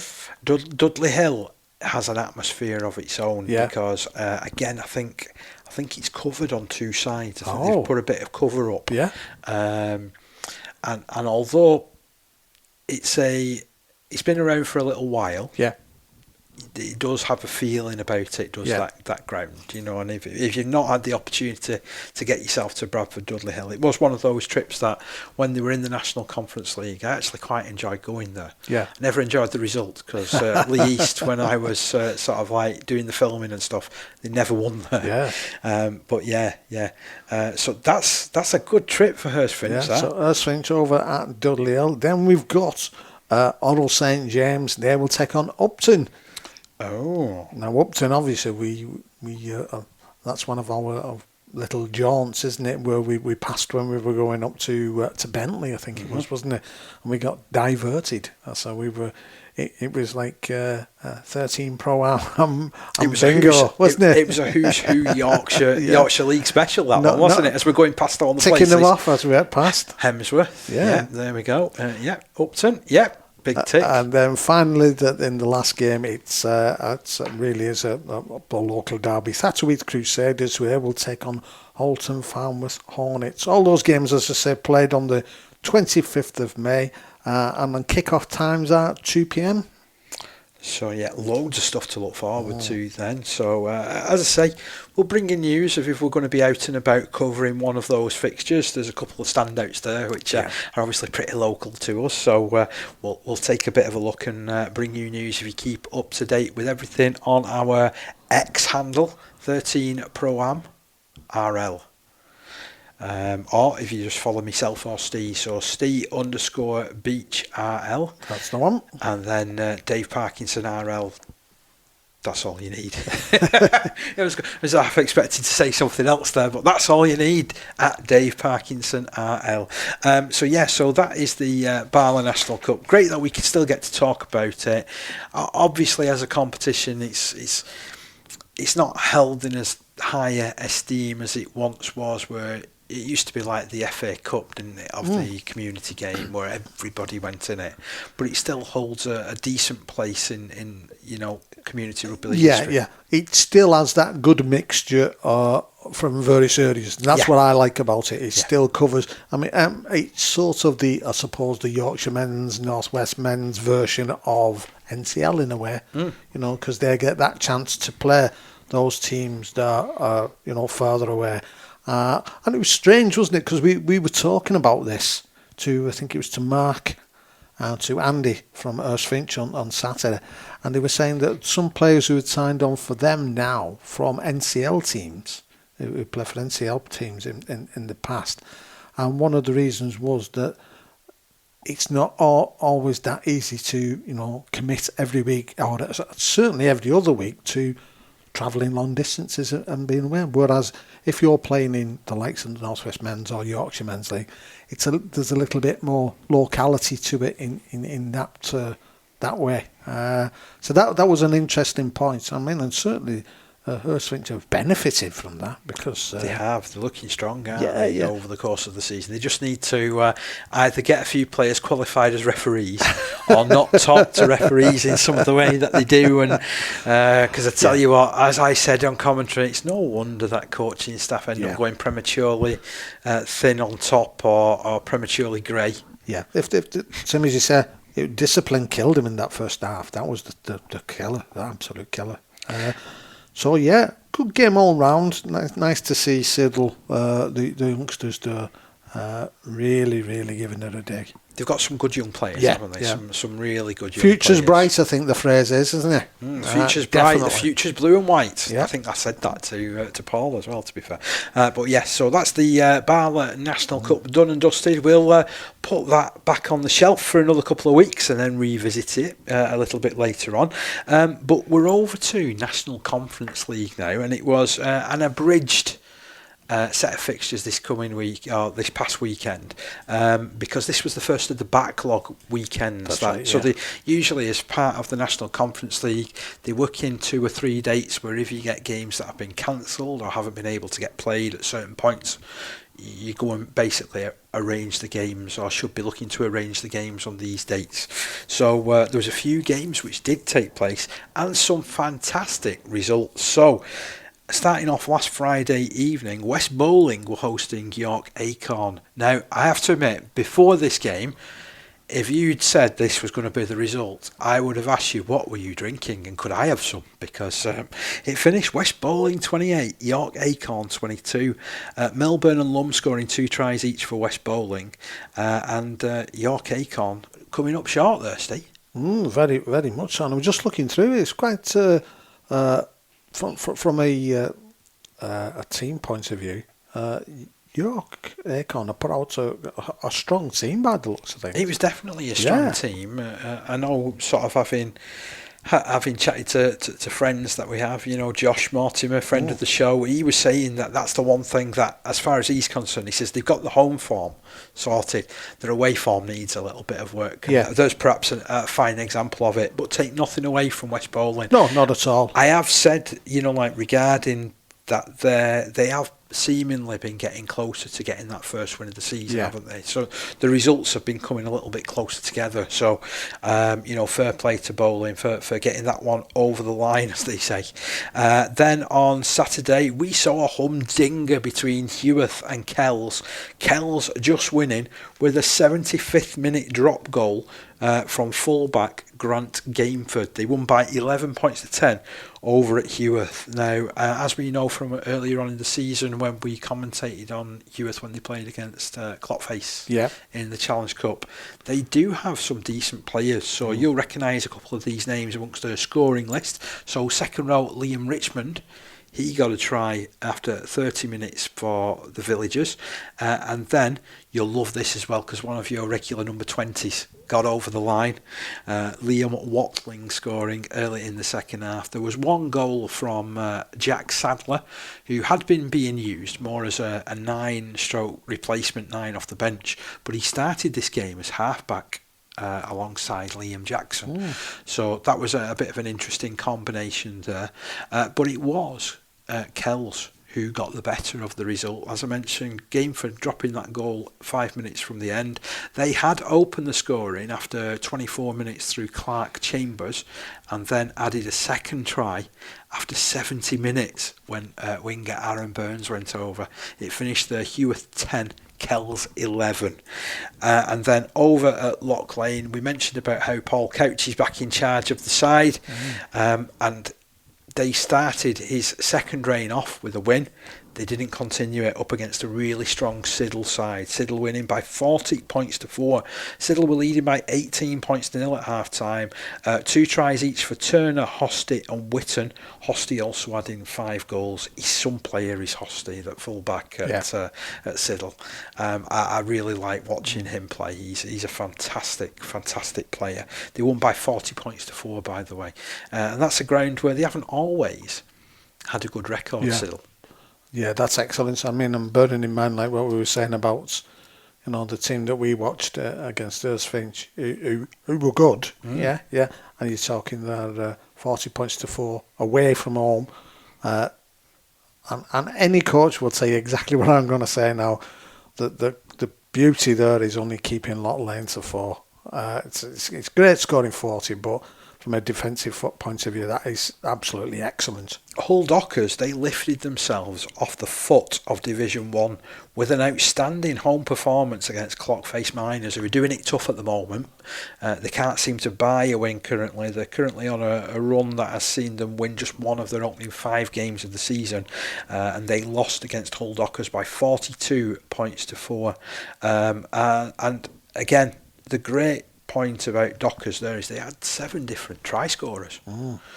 So that shows that certainly I think they've got a number of coaches that are sharing the head coach role this season, and that's the first success of the year. Well done to Hull Dockers there. It's been a long time in coming, that one. Yeah. Same as you said, Clockface at the moment are doing it very tough. Saddleworth against Thornhill Trojans was rearranged, so that one hasn't taken place on that day. I think because both clubs have been in touch with each other, it's been communicated in the right ways with the league. There's no chance of any point deductions, relegations, anything like that before anybody jumps to any conclusions. We had a number of teams who were obviously affected last season through not playing games on specified dates, but if you notify the right people at the right time and it's all agreed, there isn't usually an issue, because this is why you have these backlog weekends sort of worked into the fixture list. So that's going to be played in a later backlog weekend. Shawcross Sharks, they rose to the top of Division 2 with a 34-10 win against Barrow Island. They're scoring some points at the moment, so Wright scoring a couple of tries, Ashton scoring a couple of tries in that one as well. Our man Det Tomlinson, who we got to commentate on a few times last season. Good player, loose forward, kicked 5 goals out of 6. He's a good kicker, very good kicker. And there was a Wright who played for Barrow Island who also scored 2 tries as well. So there was Wright for one side scoring 2 tries, Wright for the other side scoring 2 tries. But it wasn't enough to lift Barrow Island to victory. They trailed by 24-4 at half time. It was an improved effort from Island in the second half, but Shawcross just proving that little bit too strong for them. And then the one result from Division 3, I was looking forward to seeing how this one was going to go. East Leeds up against Driglington. Driglington have been going fantastic over the course of the start of the year. Yet it was East Leeds who inflicted their second defeat of the season. So again, 5 different try scorers for East Leeds, including a certain Andy Chikesi, Kean Hartley. Littlewood was back playing. He scored a try and kicked 5 goals. And Mensah, who we saw the other week at Lee East, forced into a half-back role. That's right, we said he's more a forward. He's more a front row, back row forward. He was restored more to his second row berth and popped up for a try as well. Tries from Driglington came from Sanderson and Wright. Joe Sanderson kicking 2 goals, but ultimately that's a fine result that for East Leeds. They've got to be confident. East Leeds 6 from 6, Parker. Yeah, it's not to be sniffed at, is it? No, and the next game, well, I don't know, I'm saying, obviously the next game for them, I would have thought from a let's challenge ourselves. There's got to be Dissington, hasn't it? When that comes around. Now, there was an interesting loss of a game on Sunday. So Bentley, who, again, we've spoken about really positively on the show, they'd come to an agreement with Doncaster that they were going to play a game as a prelude to Doncaster's home game in the Championship. Yeah. So they did this at one point last season. Is that the Keepmoor Stadium? So it changed it? Yeah, it's now called the Eco Power Stadium. Yeah. Same place. Yeah. Same place. Was built by Keepmoor. I think that's why they got the say naming rights originally. I could be wrong there. Yeah. Forgive me if I am. People of Doncaster, don't hold it against me. But yeah, the game was set to take place them against Milford. Unfortunately, it was postponed due to standing water at the Eco Power Stadium. And yet, I think interestingly enough, let me have a look. Yeah, Doncaster 38, Dewsbury Rams 12. So it was decided that they didn't want it to take place because it would have done too much damage to the pitch with another game straight afterwards. Do you know what? I don't think that's nothing to do with Bentley. No, I don't think it is. And I'm hoping that they don't face any repercussions. No, I don't think they do. I don't think there's any reason why they should do. No. I'm surprised though, because you're talking about if it was this is a league, rundown stadium. This is a league football ground which was opened in 2009. So if that's got standing water of this weekend as well. This is the weekend just gone. Yeah. It's probably one of the better weekends we've had for a long time, to be honest, as well.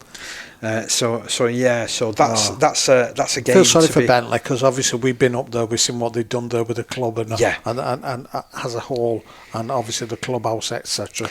They would have really, really looked forward to that. As a plus point, though, it does mean that they probably get to host another game at their own club. Yeah, very, very much so. But I can understand, because of the way that they're wanting to raise the profile of the club. Massively, that would have. Would have been in front of. So I'm looking at the Championship crowd.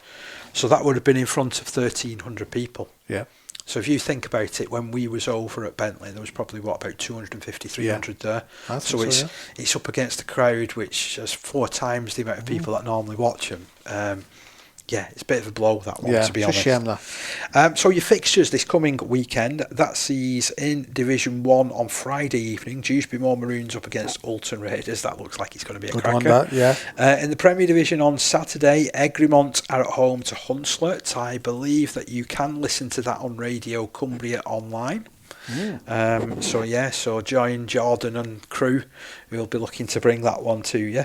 Heworth are at home against Worthbrow Hornets. York Acorn are travelling over to Siddal, which again looks like an outstanding fixture. Thatto Heath Crusaders, it doesn't get any easier for them. They're up against Rochdale Mayfield, but I'm thinking that they'll be cock a hoop after running over 100 points past Cockermouth. Cock a hoop and Cockermouth. We'll see. Don't know where they come from. I tell you. West Bowling, they're at home to Kells. They'll be hoping to get another win on the board. And West Hull take on Lock Lane. In Division 1, we've got Crossfields hosting Clockface Miners.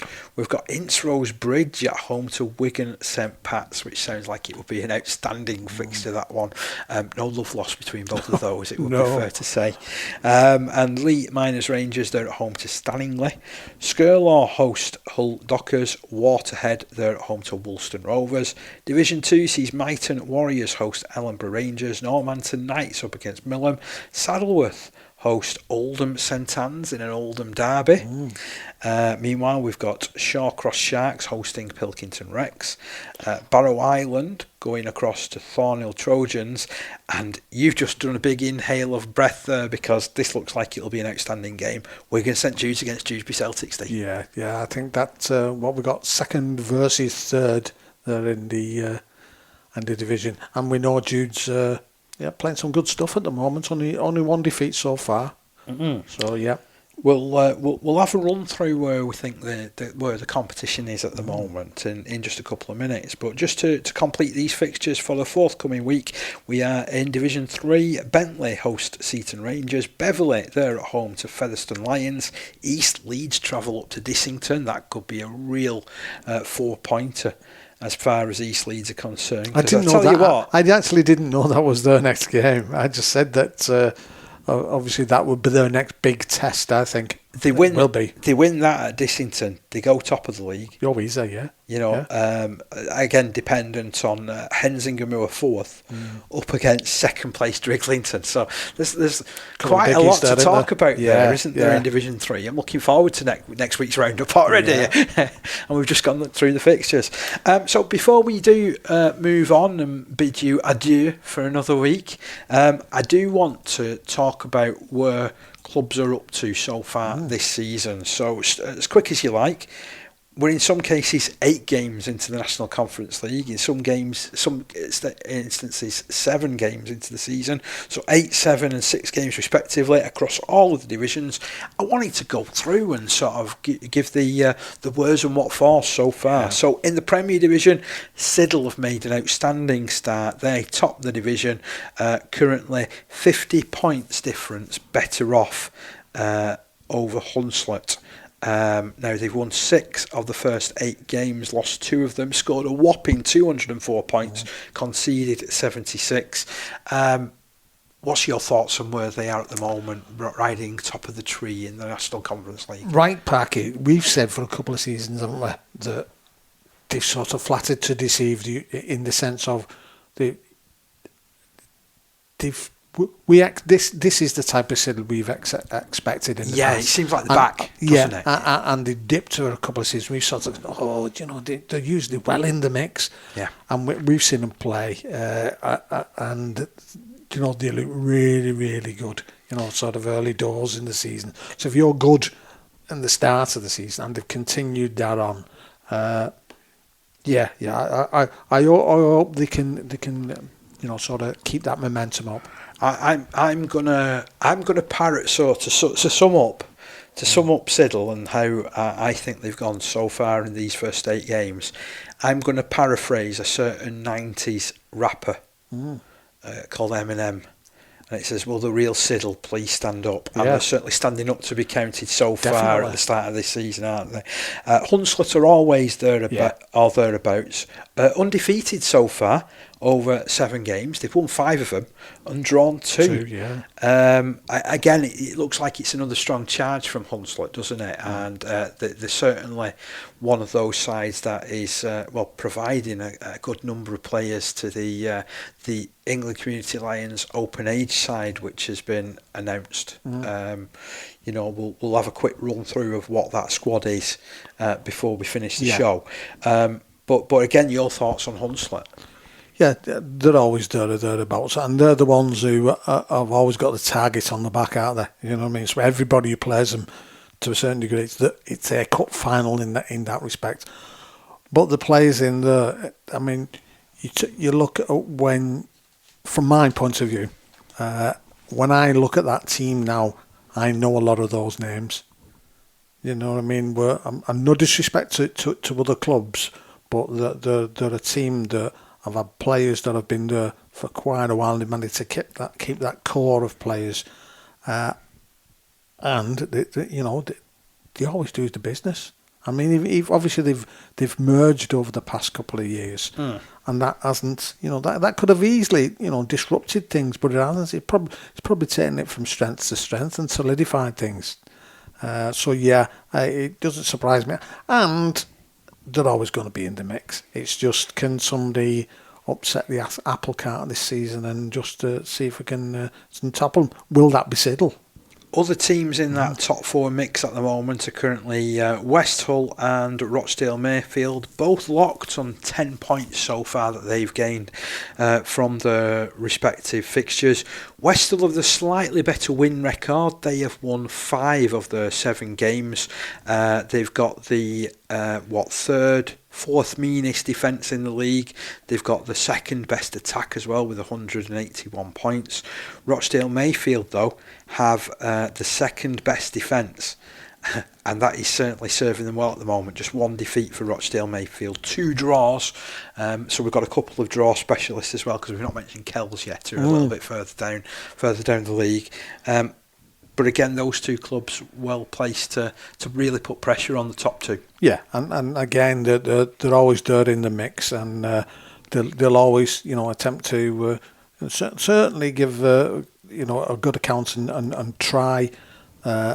Certainly to take points away from those as best they can. Now, beneath that top 4, there's a real scramble for the other couple of places in the playoffs currently. I know we're still at this early stage of the season, but for me, it's that same old saying, isn't it? You get a couple of wins, you're going to move up there. You suffer a couple of defeats, you're going to find yourself sort of like staving off relegation potentially, aren't you? So currently tucked in just beneath Rochdale Mayfield in 5th position is York Acorn. Again, I was really impressed with how they'd started the season. Obviously, when I spoke to Josh Mortimer the other week, he was like saying, we've still got a few things to sort out. And I sort of said, I was like, You've gone on 1-4, but then we've had the result this past weekend where they've lost at West Bowling. That does point to some inconsistencies within that team, doesn't it?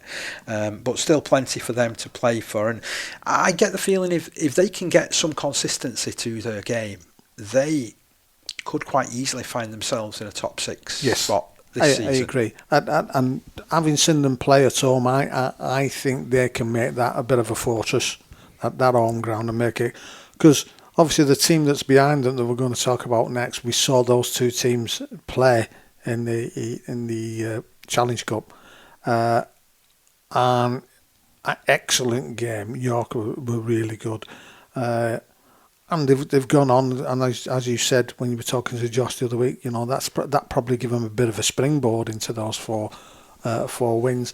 Still only played 6 games and mid-table, so you've got to say, hopefully, if they can, the next couple of games that they've got in hand, if they can get wins there, then they're well in the mix. Considering where they've been over the past few seasons, they're looking good. Now, depending on who you talk to, Wathbrow Hornets, they try and underplay a lot of the time of just how good they usually are. So they always say, well, we've got a really small pool of players really to pick from within the village, because we know how close a community that is. A fantastic rugby league community club, Wathbrow Hornets, one of those which, again, I feel that you should mention in the same sort of breath as you do your likes of your Siddals, your West Hulls, and they've been a little bit inconsistent at the start of the season, haven't they? Wathbrow are the new Siddal. They're doing exactly what Siddal were in that position, like we've said a few years ago. They were the Wathbrows of the time, and then they slipped down and had a couple of barren years, really.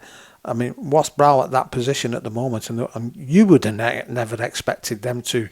No, I wouldn't have thought they would have lost 4 games at this stage of the season. It's certainly an unusual position. I know something like that'll be nagging at the players and their playing staff, because they're used to being in a slightly better position than they find themselves in at the moment. I mean, let's be honest, we are talking about them being a third of the way into the season. So we saw last year with a run that West Hull went on. That's right. Because they had a similar sort of run at the start of the season, didn't they? Where they'd win 1 week, they'd lose another, win 1 week, lose another.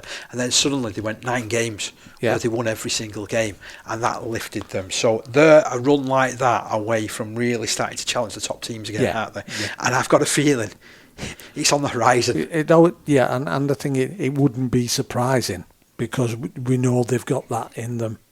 They're still the top dogs in Cumbria currently at the moment, because tucked up just beneath them are Egremont Rangers, who are making a great fist, to be honest, of Premier Division Rugby, having been promoted last season. So as it stands, 7 games in, 3 wins for them, 4 defeats, and scoring a few points. not conceding too many either. You know, you look at the point difference there, scored 100, conceded 124. It's only a point difference of minus 24. So when they've been losing, they haven't been losing by very much. Yeah, and I think they'll be happy with that, to be fair. Because it shows you're competing at least. That's the main thing, isn't it? I mean, when you look at some of the teams that are coming up a little behind, you sort of think, hang on, you know. But yeah, I got them on.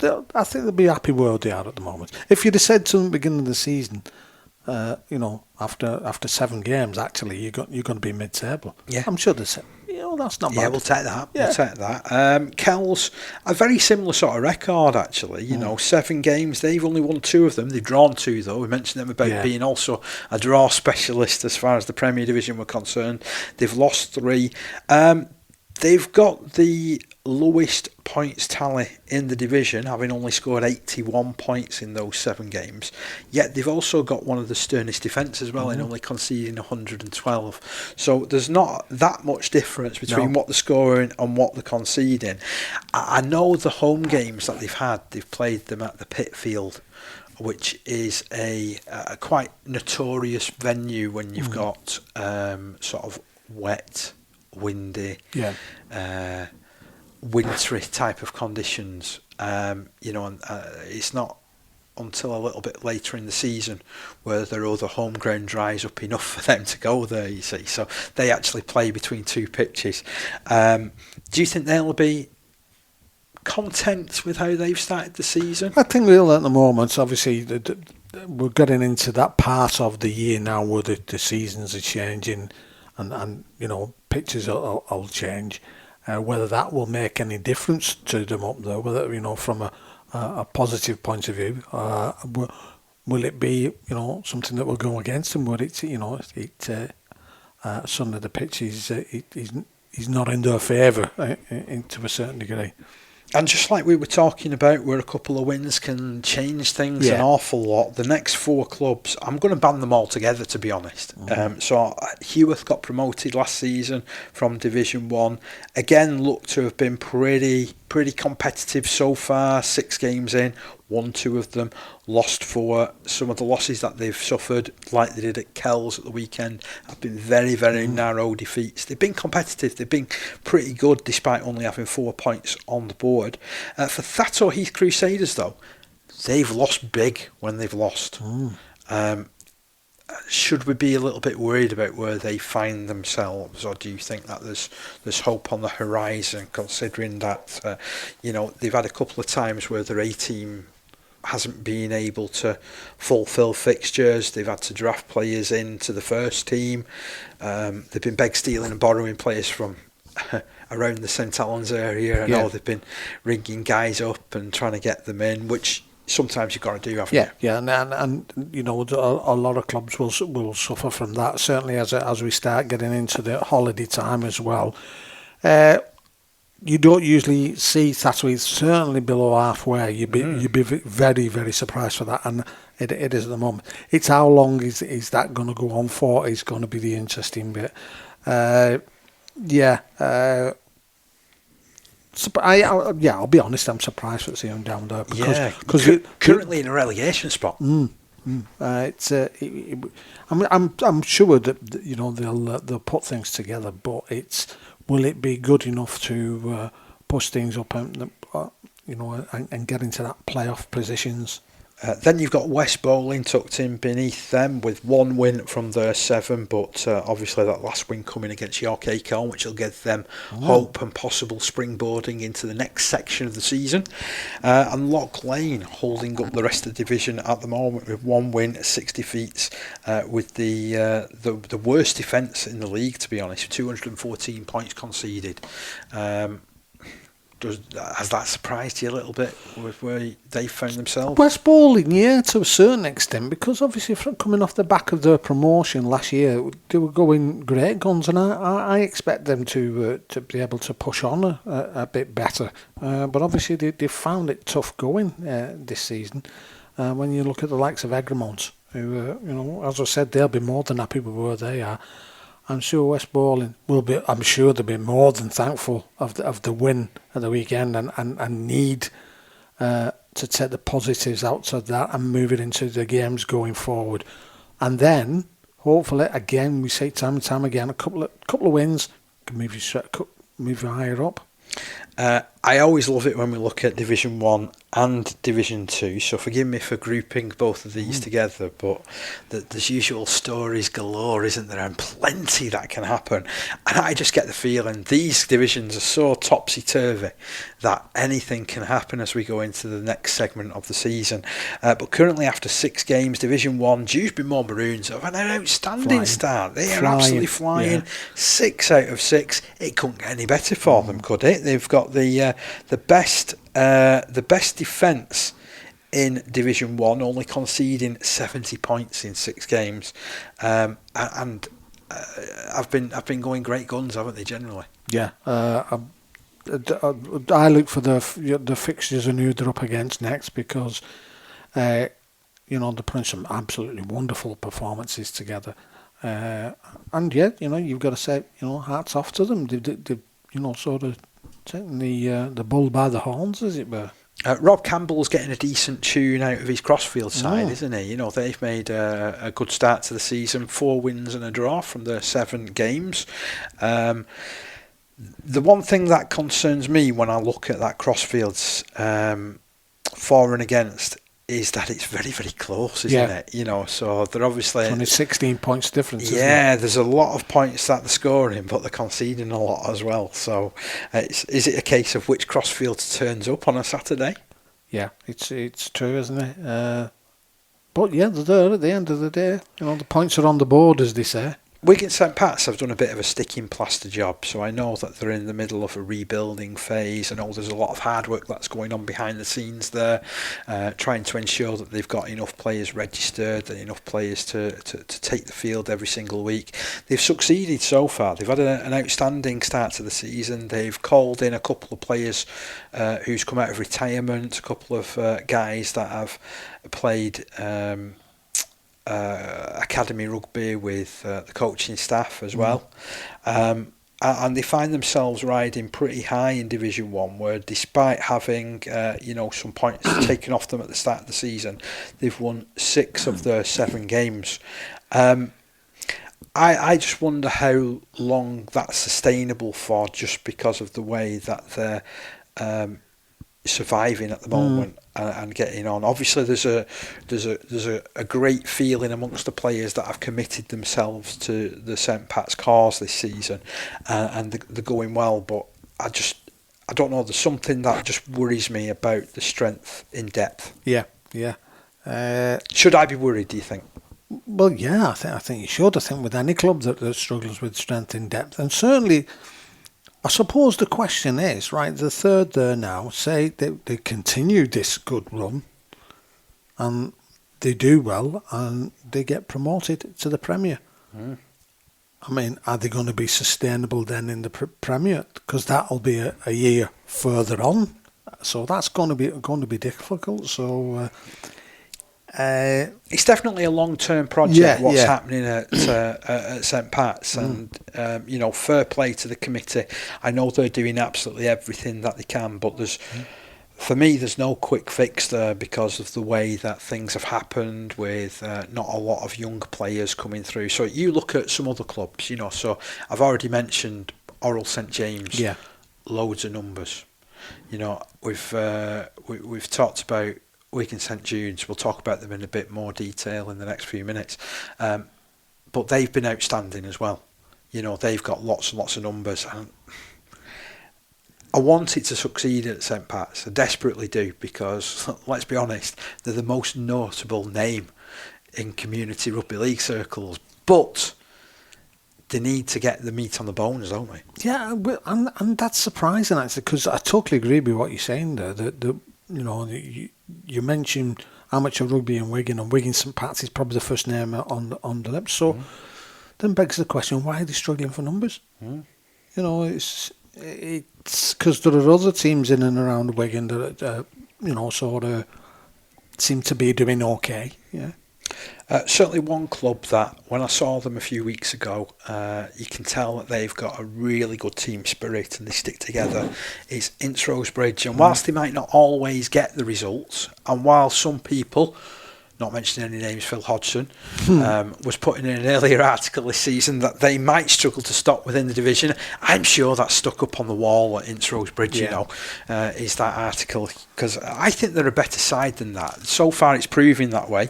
They've won 4 out of their first 6 games of the season. They'll be quite happy with that start, won't they? Yeah, very much so. Very much so, because 4 wins under your belt. Yeah. And then Lee Miners Rangers, a little bit up and down, but 4 wins as well. Again, we're talking about a club which is, esteemed in rugby league circles, aren't we? Do you know what? I was just going to say this. I was surprised at that, because every time we see a result, or you read out a result, you read it out the scorers, we're always going, oh, they've scored a lot of tries, or such and such a body scored again, and they actually scored 180 points.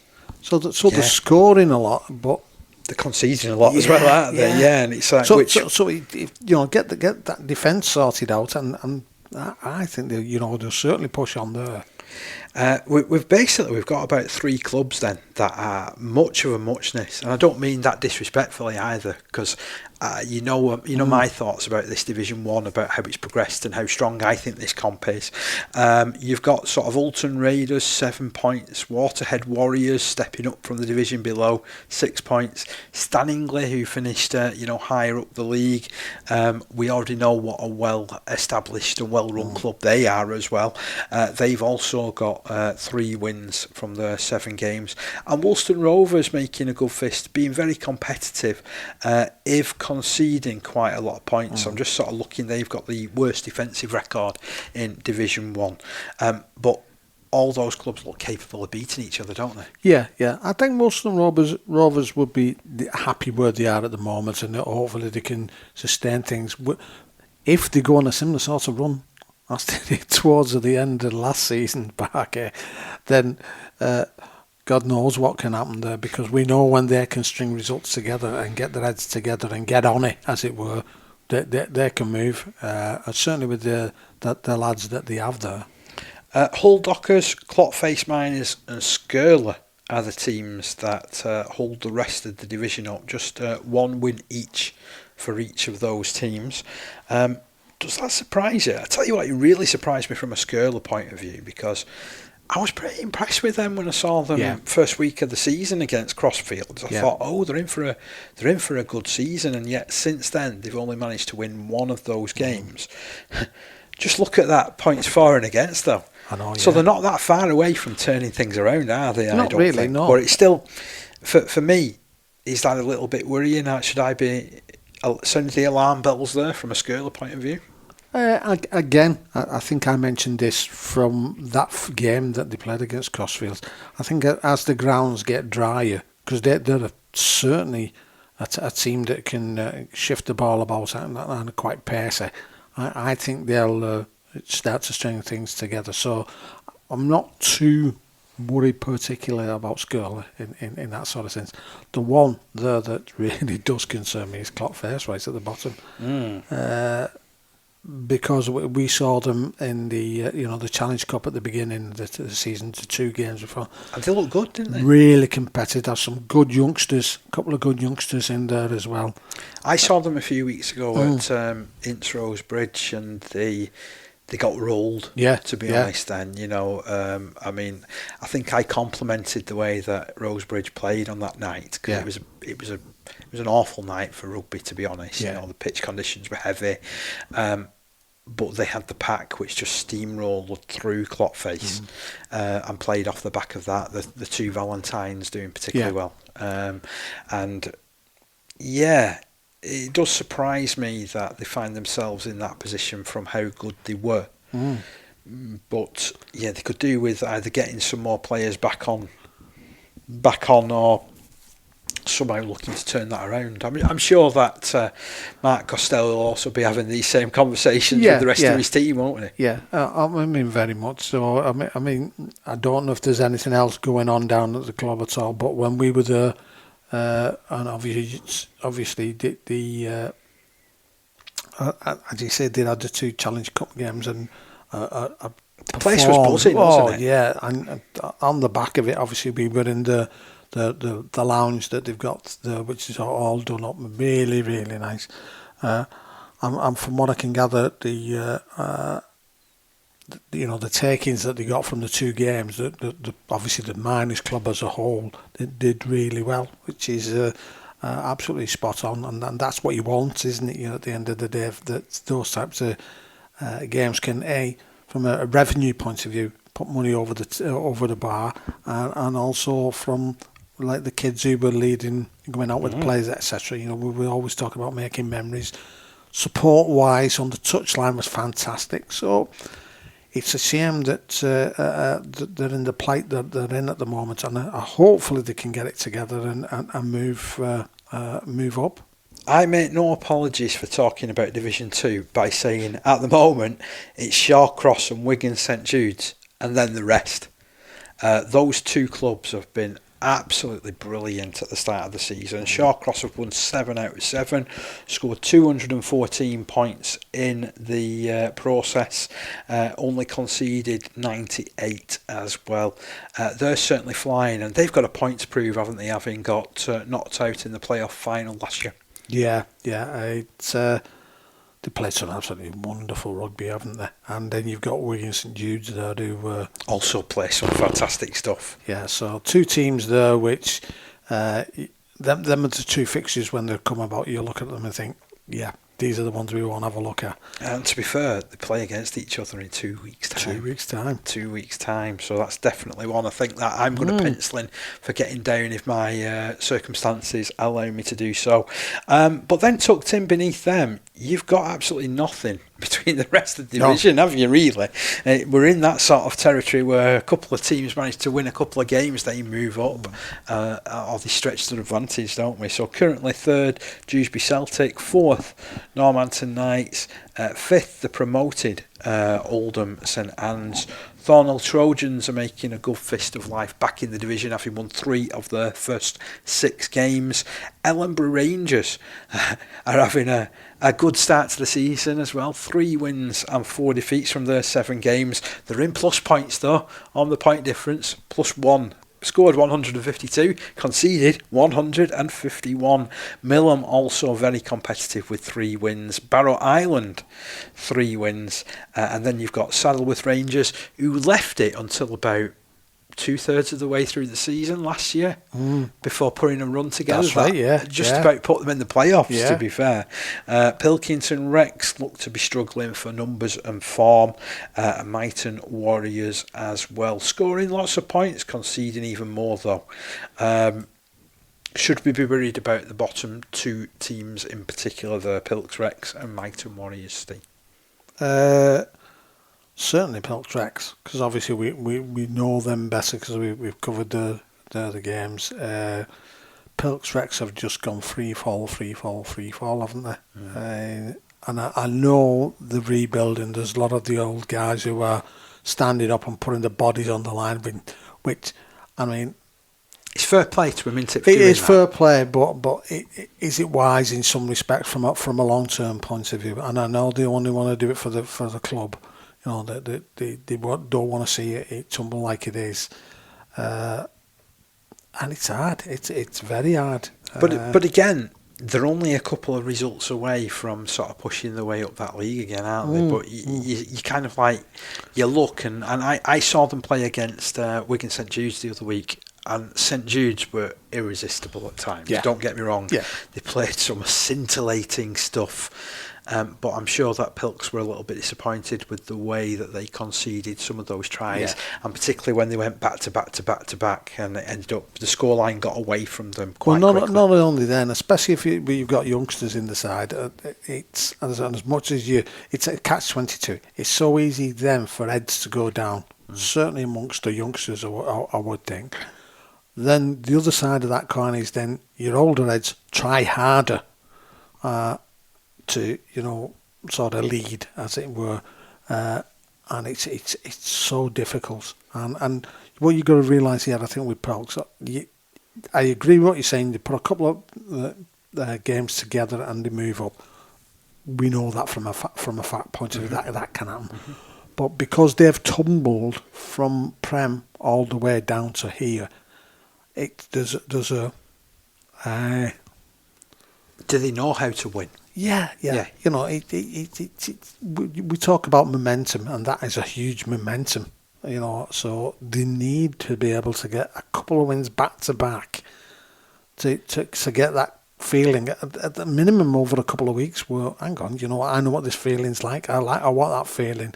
It's almost like they need to jag a couple of wins by any means possible, isn't it, over the next few weeks, and hopefully they're able to do that. You know, because the last thing we want from our locality is for them to be tumbling down the divisions. Although I'm sure that Lee East would appreciate the company in Division 3.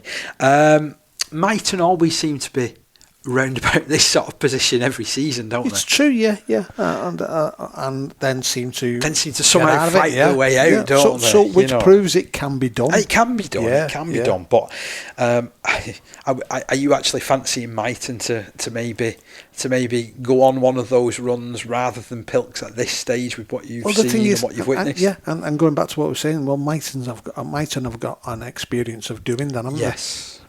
Pilks at the moment haven't. Mm-hmm. It's just go down. You know, it's they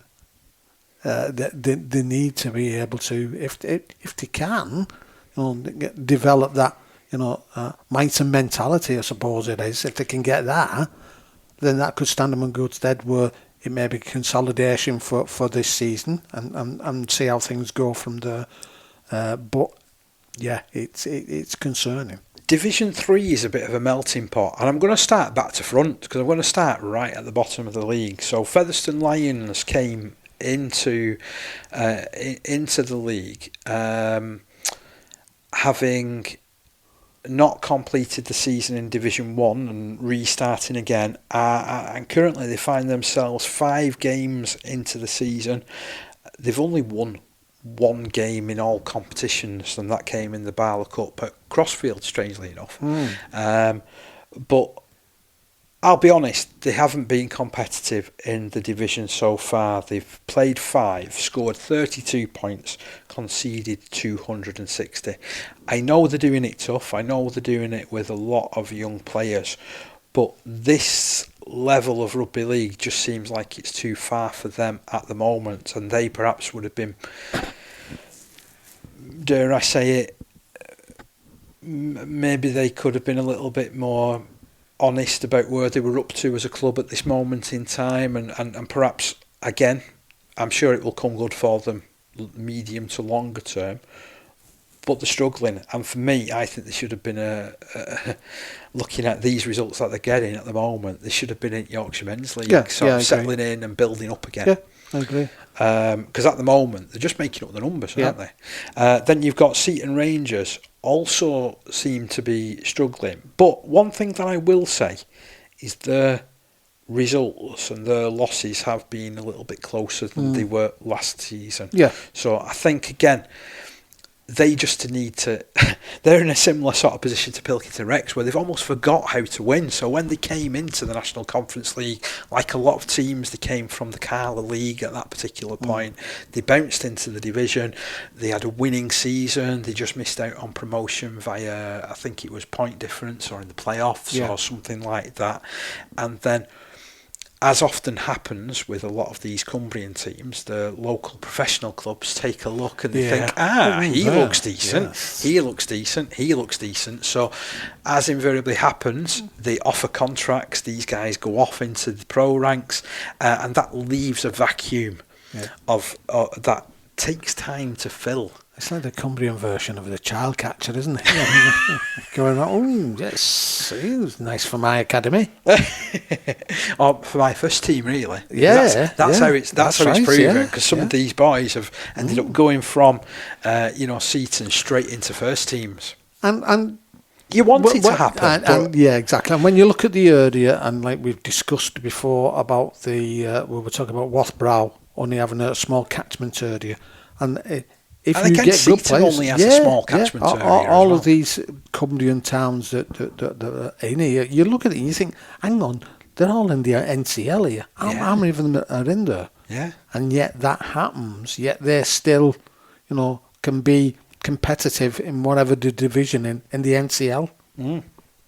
Then just above them you've got Bentley, only 3 games played for them, 1 win and 2 losses. I'm sure that they'll catch up on those games, and after our experience of going over to Bentley, seeing them open the clubhouse officially, I'm hoping that they can string a few results together, because that place was bouncing on the day, wasn't it? And I think that it will lead to much better.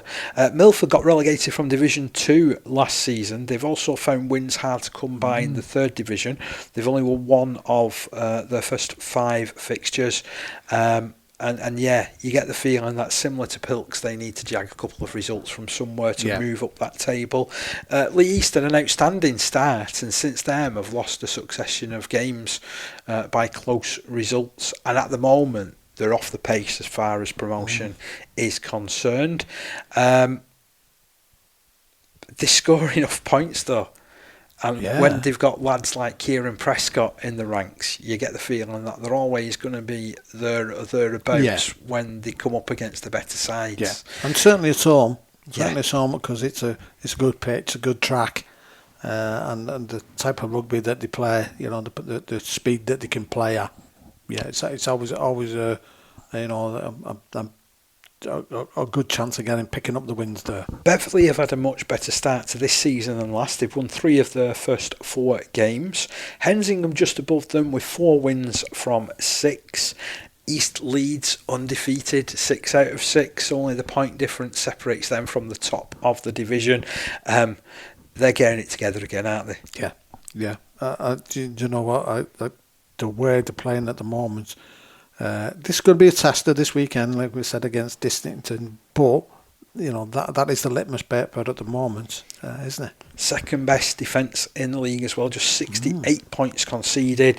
The best attacking award, though, goes to Driglington, which makes that result between East Leeds and Drig all the more impressive in blunting the attack, because in just 6 games, Driglington have scored 213 points. They've made a really good start to the season. They've got some decent players over at Drig. But the team that everybody's talking about and is on the lips of everybody in Division 3 is Dissington, who's bounced out of the Carla League. Again, like a lot of these teams, they come into the National Conference League, they're on a winning culture, and that generally tends to continue and certainly get them through the first season. They're 5 out of 6, aren't they? The tough thing there for East Leeds is it's obviously the travel up to Dissington. How many times do we speak to teams that say trips up to Cumbria can cause a lot of issues in one way or another. So that could be. But they're on fire at the moment. Both teams, Dissington and East Leeds, really, from the division point of view, really setting their light. So quite a bit of water under the bridge so far. Plenty more to come over the course of the season. The next time we get a break in the fixtures, we'll do another update like that, I think, Steve. And definitely. We'll find out where everybody goes. Certainly over this next month, I think we're going to see a few more. A few more stories told, aren't we? Definitely. Our final thing before we sign off is the England Community Lions final touring squad that has been announced a little bit earlier today. And I've got to say, there's some good players in this. I'm impressed at this squad. It's a good squad. So you've got the likes of Chris Siddons from Loch Lane, experienced prop forward in the Jack and Craig McShane from Hunslet, Quicksilver from dummy half, excellent from fullback. You've got Matty Stableford from Alton Raiders, a beacon of consistency. Connor Parkinson is in there from Wigan St Jude's. You've got Jake Dearden, who's forced himself ahead of a few other centres to take a spot from Hunslet. Leon Krellin from Egremont is also in there as well. Elliot Cousins getting in to add something a bit different in the forwards from a West Bowling point of view. Connor McCallum's in there from Siddal, who's found a bit of a scoring run since I last spoke to him. Ben Shulver, who has been captain at Hunslet, he's in there as well. Charlie Tomlinson from Wathbrow Hornets. Connor Taylor's in there from Wigan St Pat's. Jacob Moore, the second row from West Hull. Kieran Prescott, we mentioned, from Lee East and the Royal Air Force.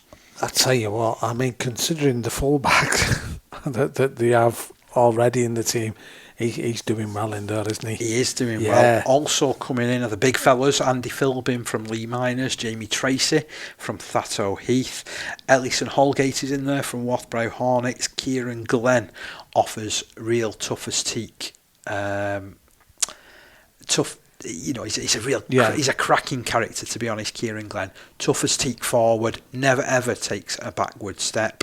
Alongside him, Charlie Tomlinson, Wathbrow Hornets, and then some of these backs as well is impressive. You've got Dom Weir in from Kells, you've got Lewis Price in from Loch Lane, you've got Connor Parkinson, our Connor from Wigan and St Jude's, and you've got Danny Rouse, of course, from Hunslet, also in there as well. And I didn't mention him, Joel Gibson. Oh, yeah. From Thornhill, who offers real versatility, being able to play, well, anywhere in the back line, to be honest. He's a Mr. Fix-It sort of guy, but always plays above his weight, plays some excellent stuff. I know he's been playing regularly at half-back for Thornhill. Yeah. But can easily slot in at full-back, slot in at centre. He knows the game. Yeah. And that's what you want, isn't it? From a tour point of view, because you don't know what what lies ahead, as it were. So you've got to always have a backup plan, unlike Bradford had in the 80s.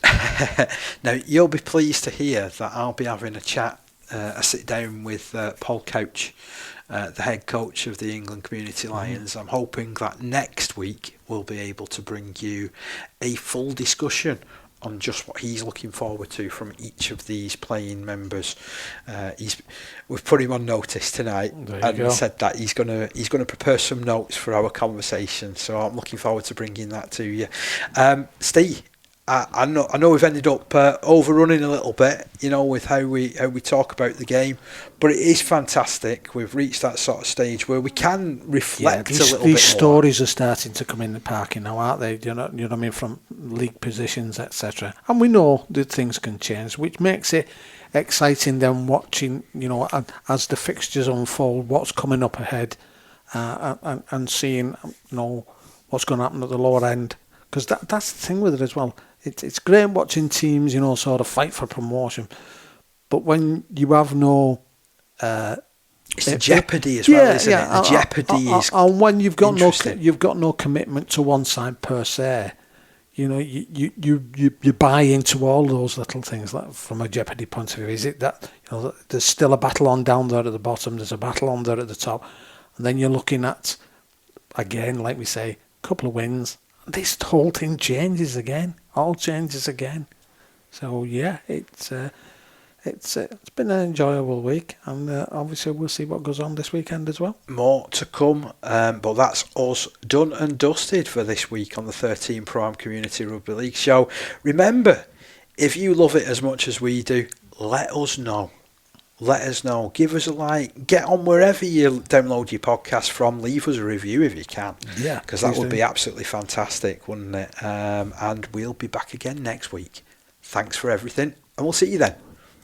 13 Pro Am Community Rugby League show. Discussing the greatest game at all grassroots levels. Every tackle, every try, every scrum. Green Cooling is proud to be part of the Community Rugby League family.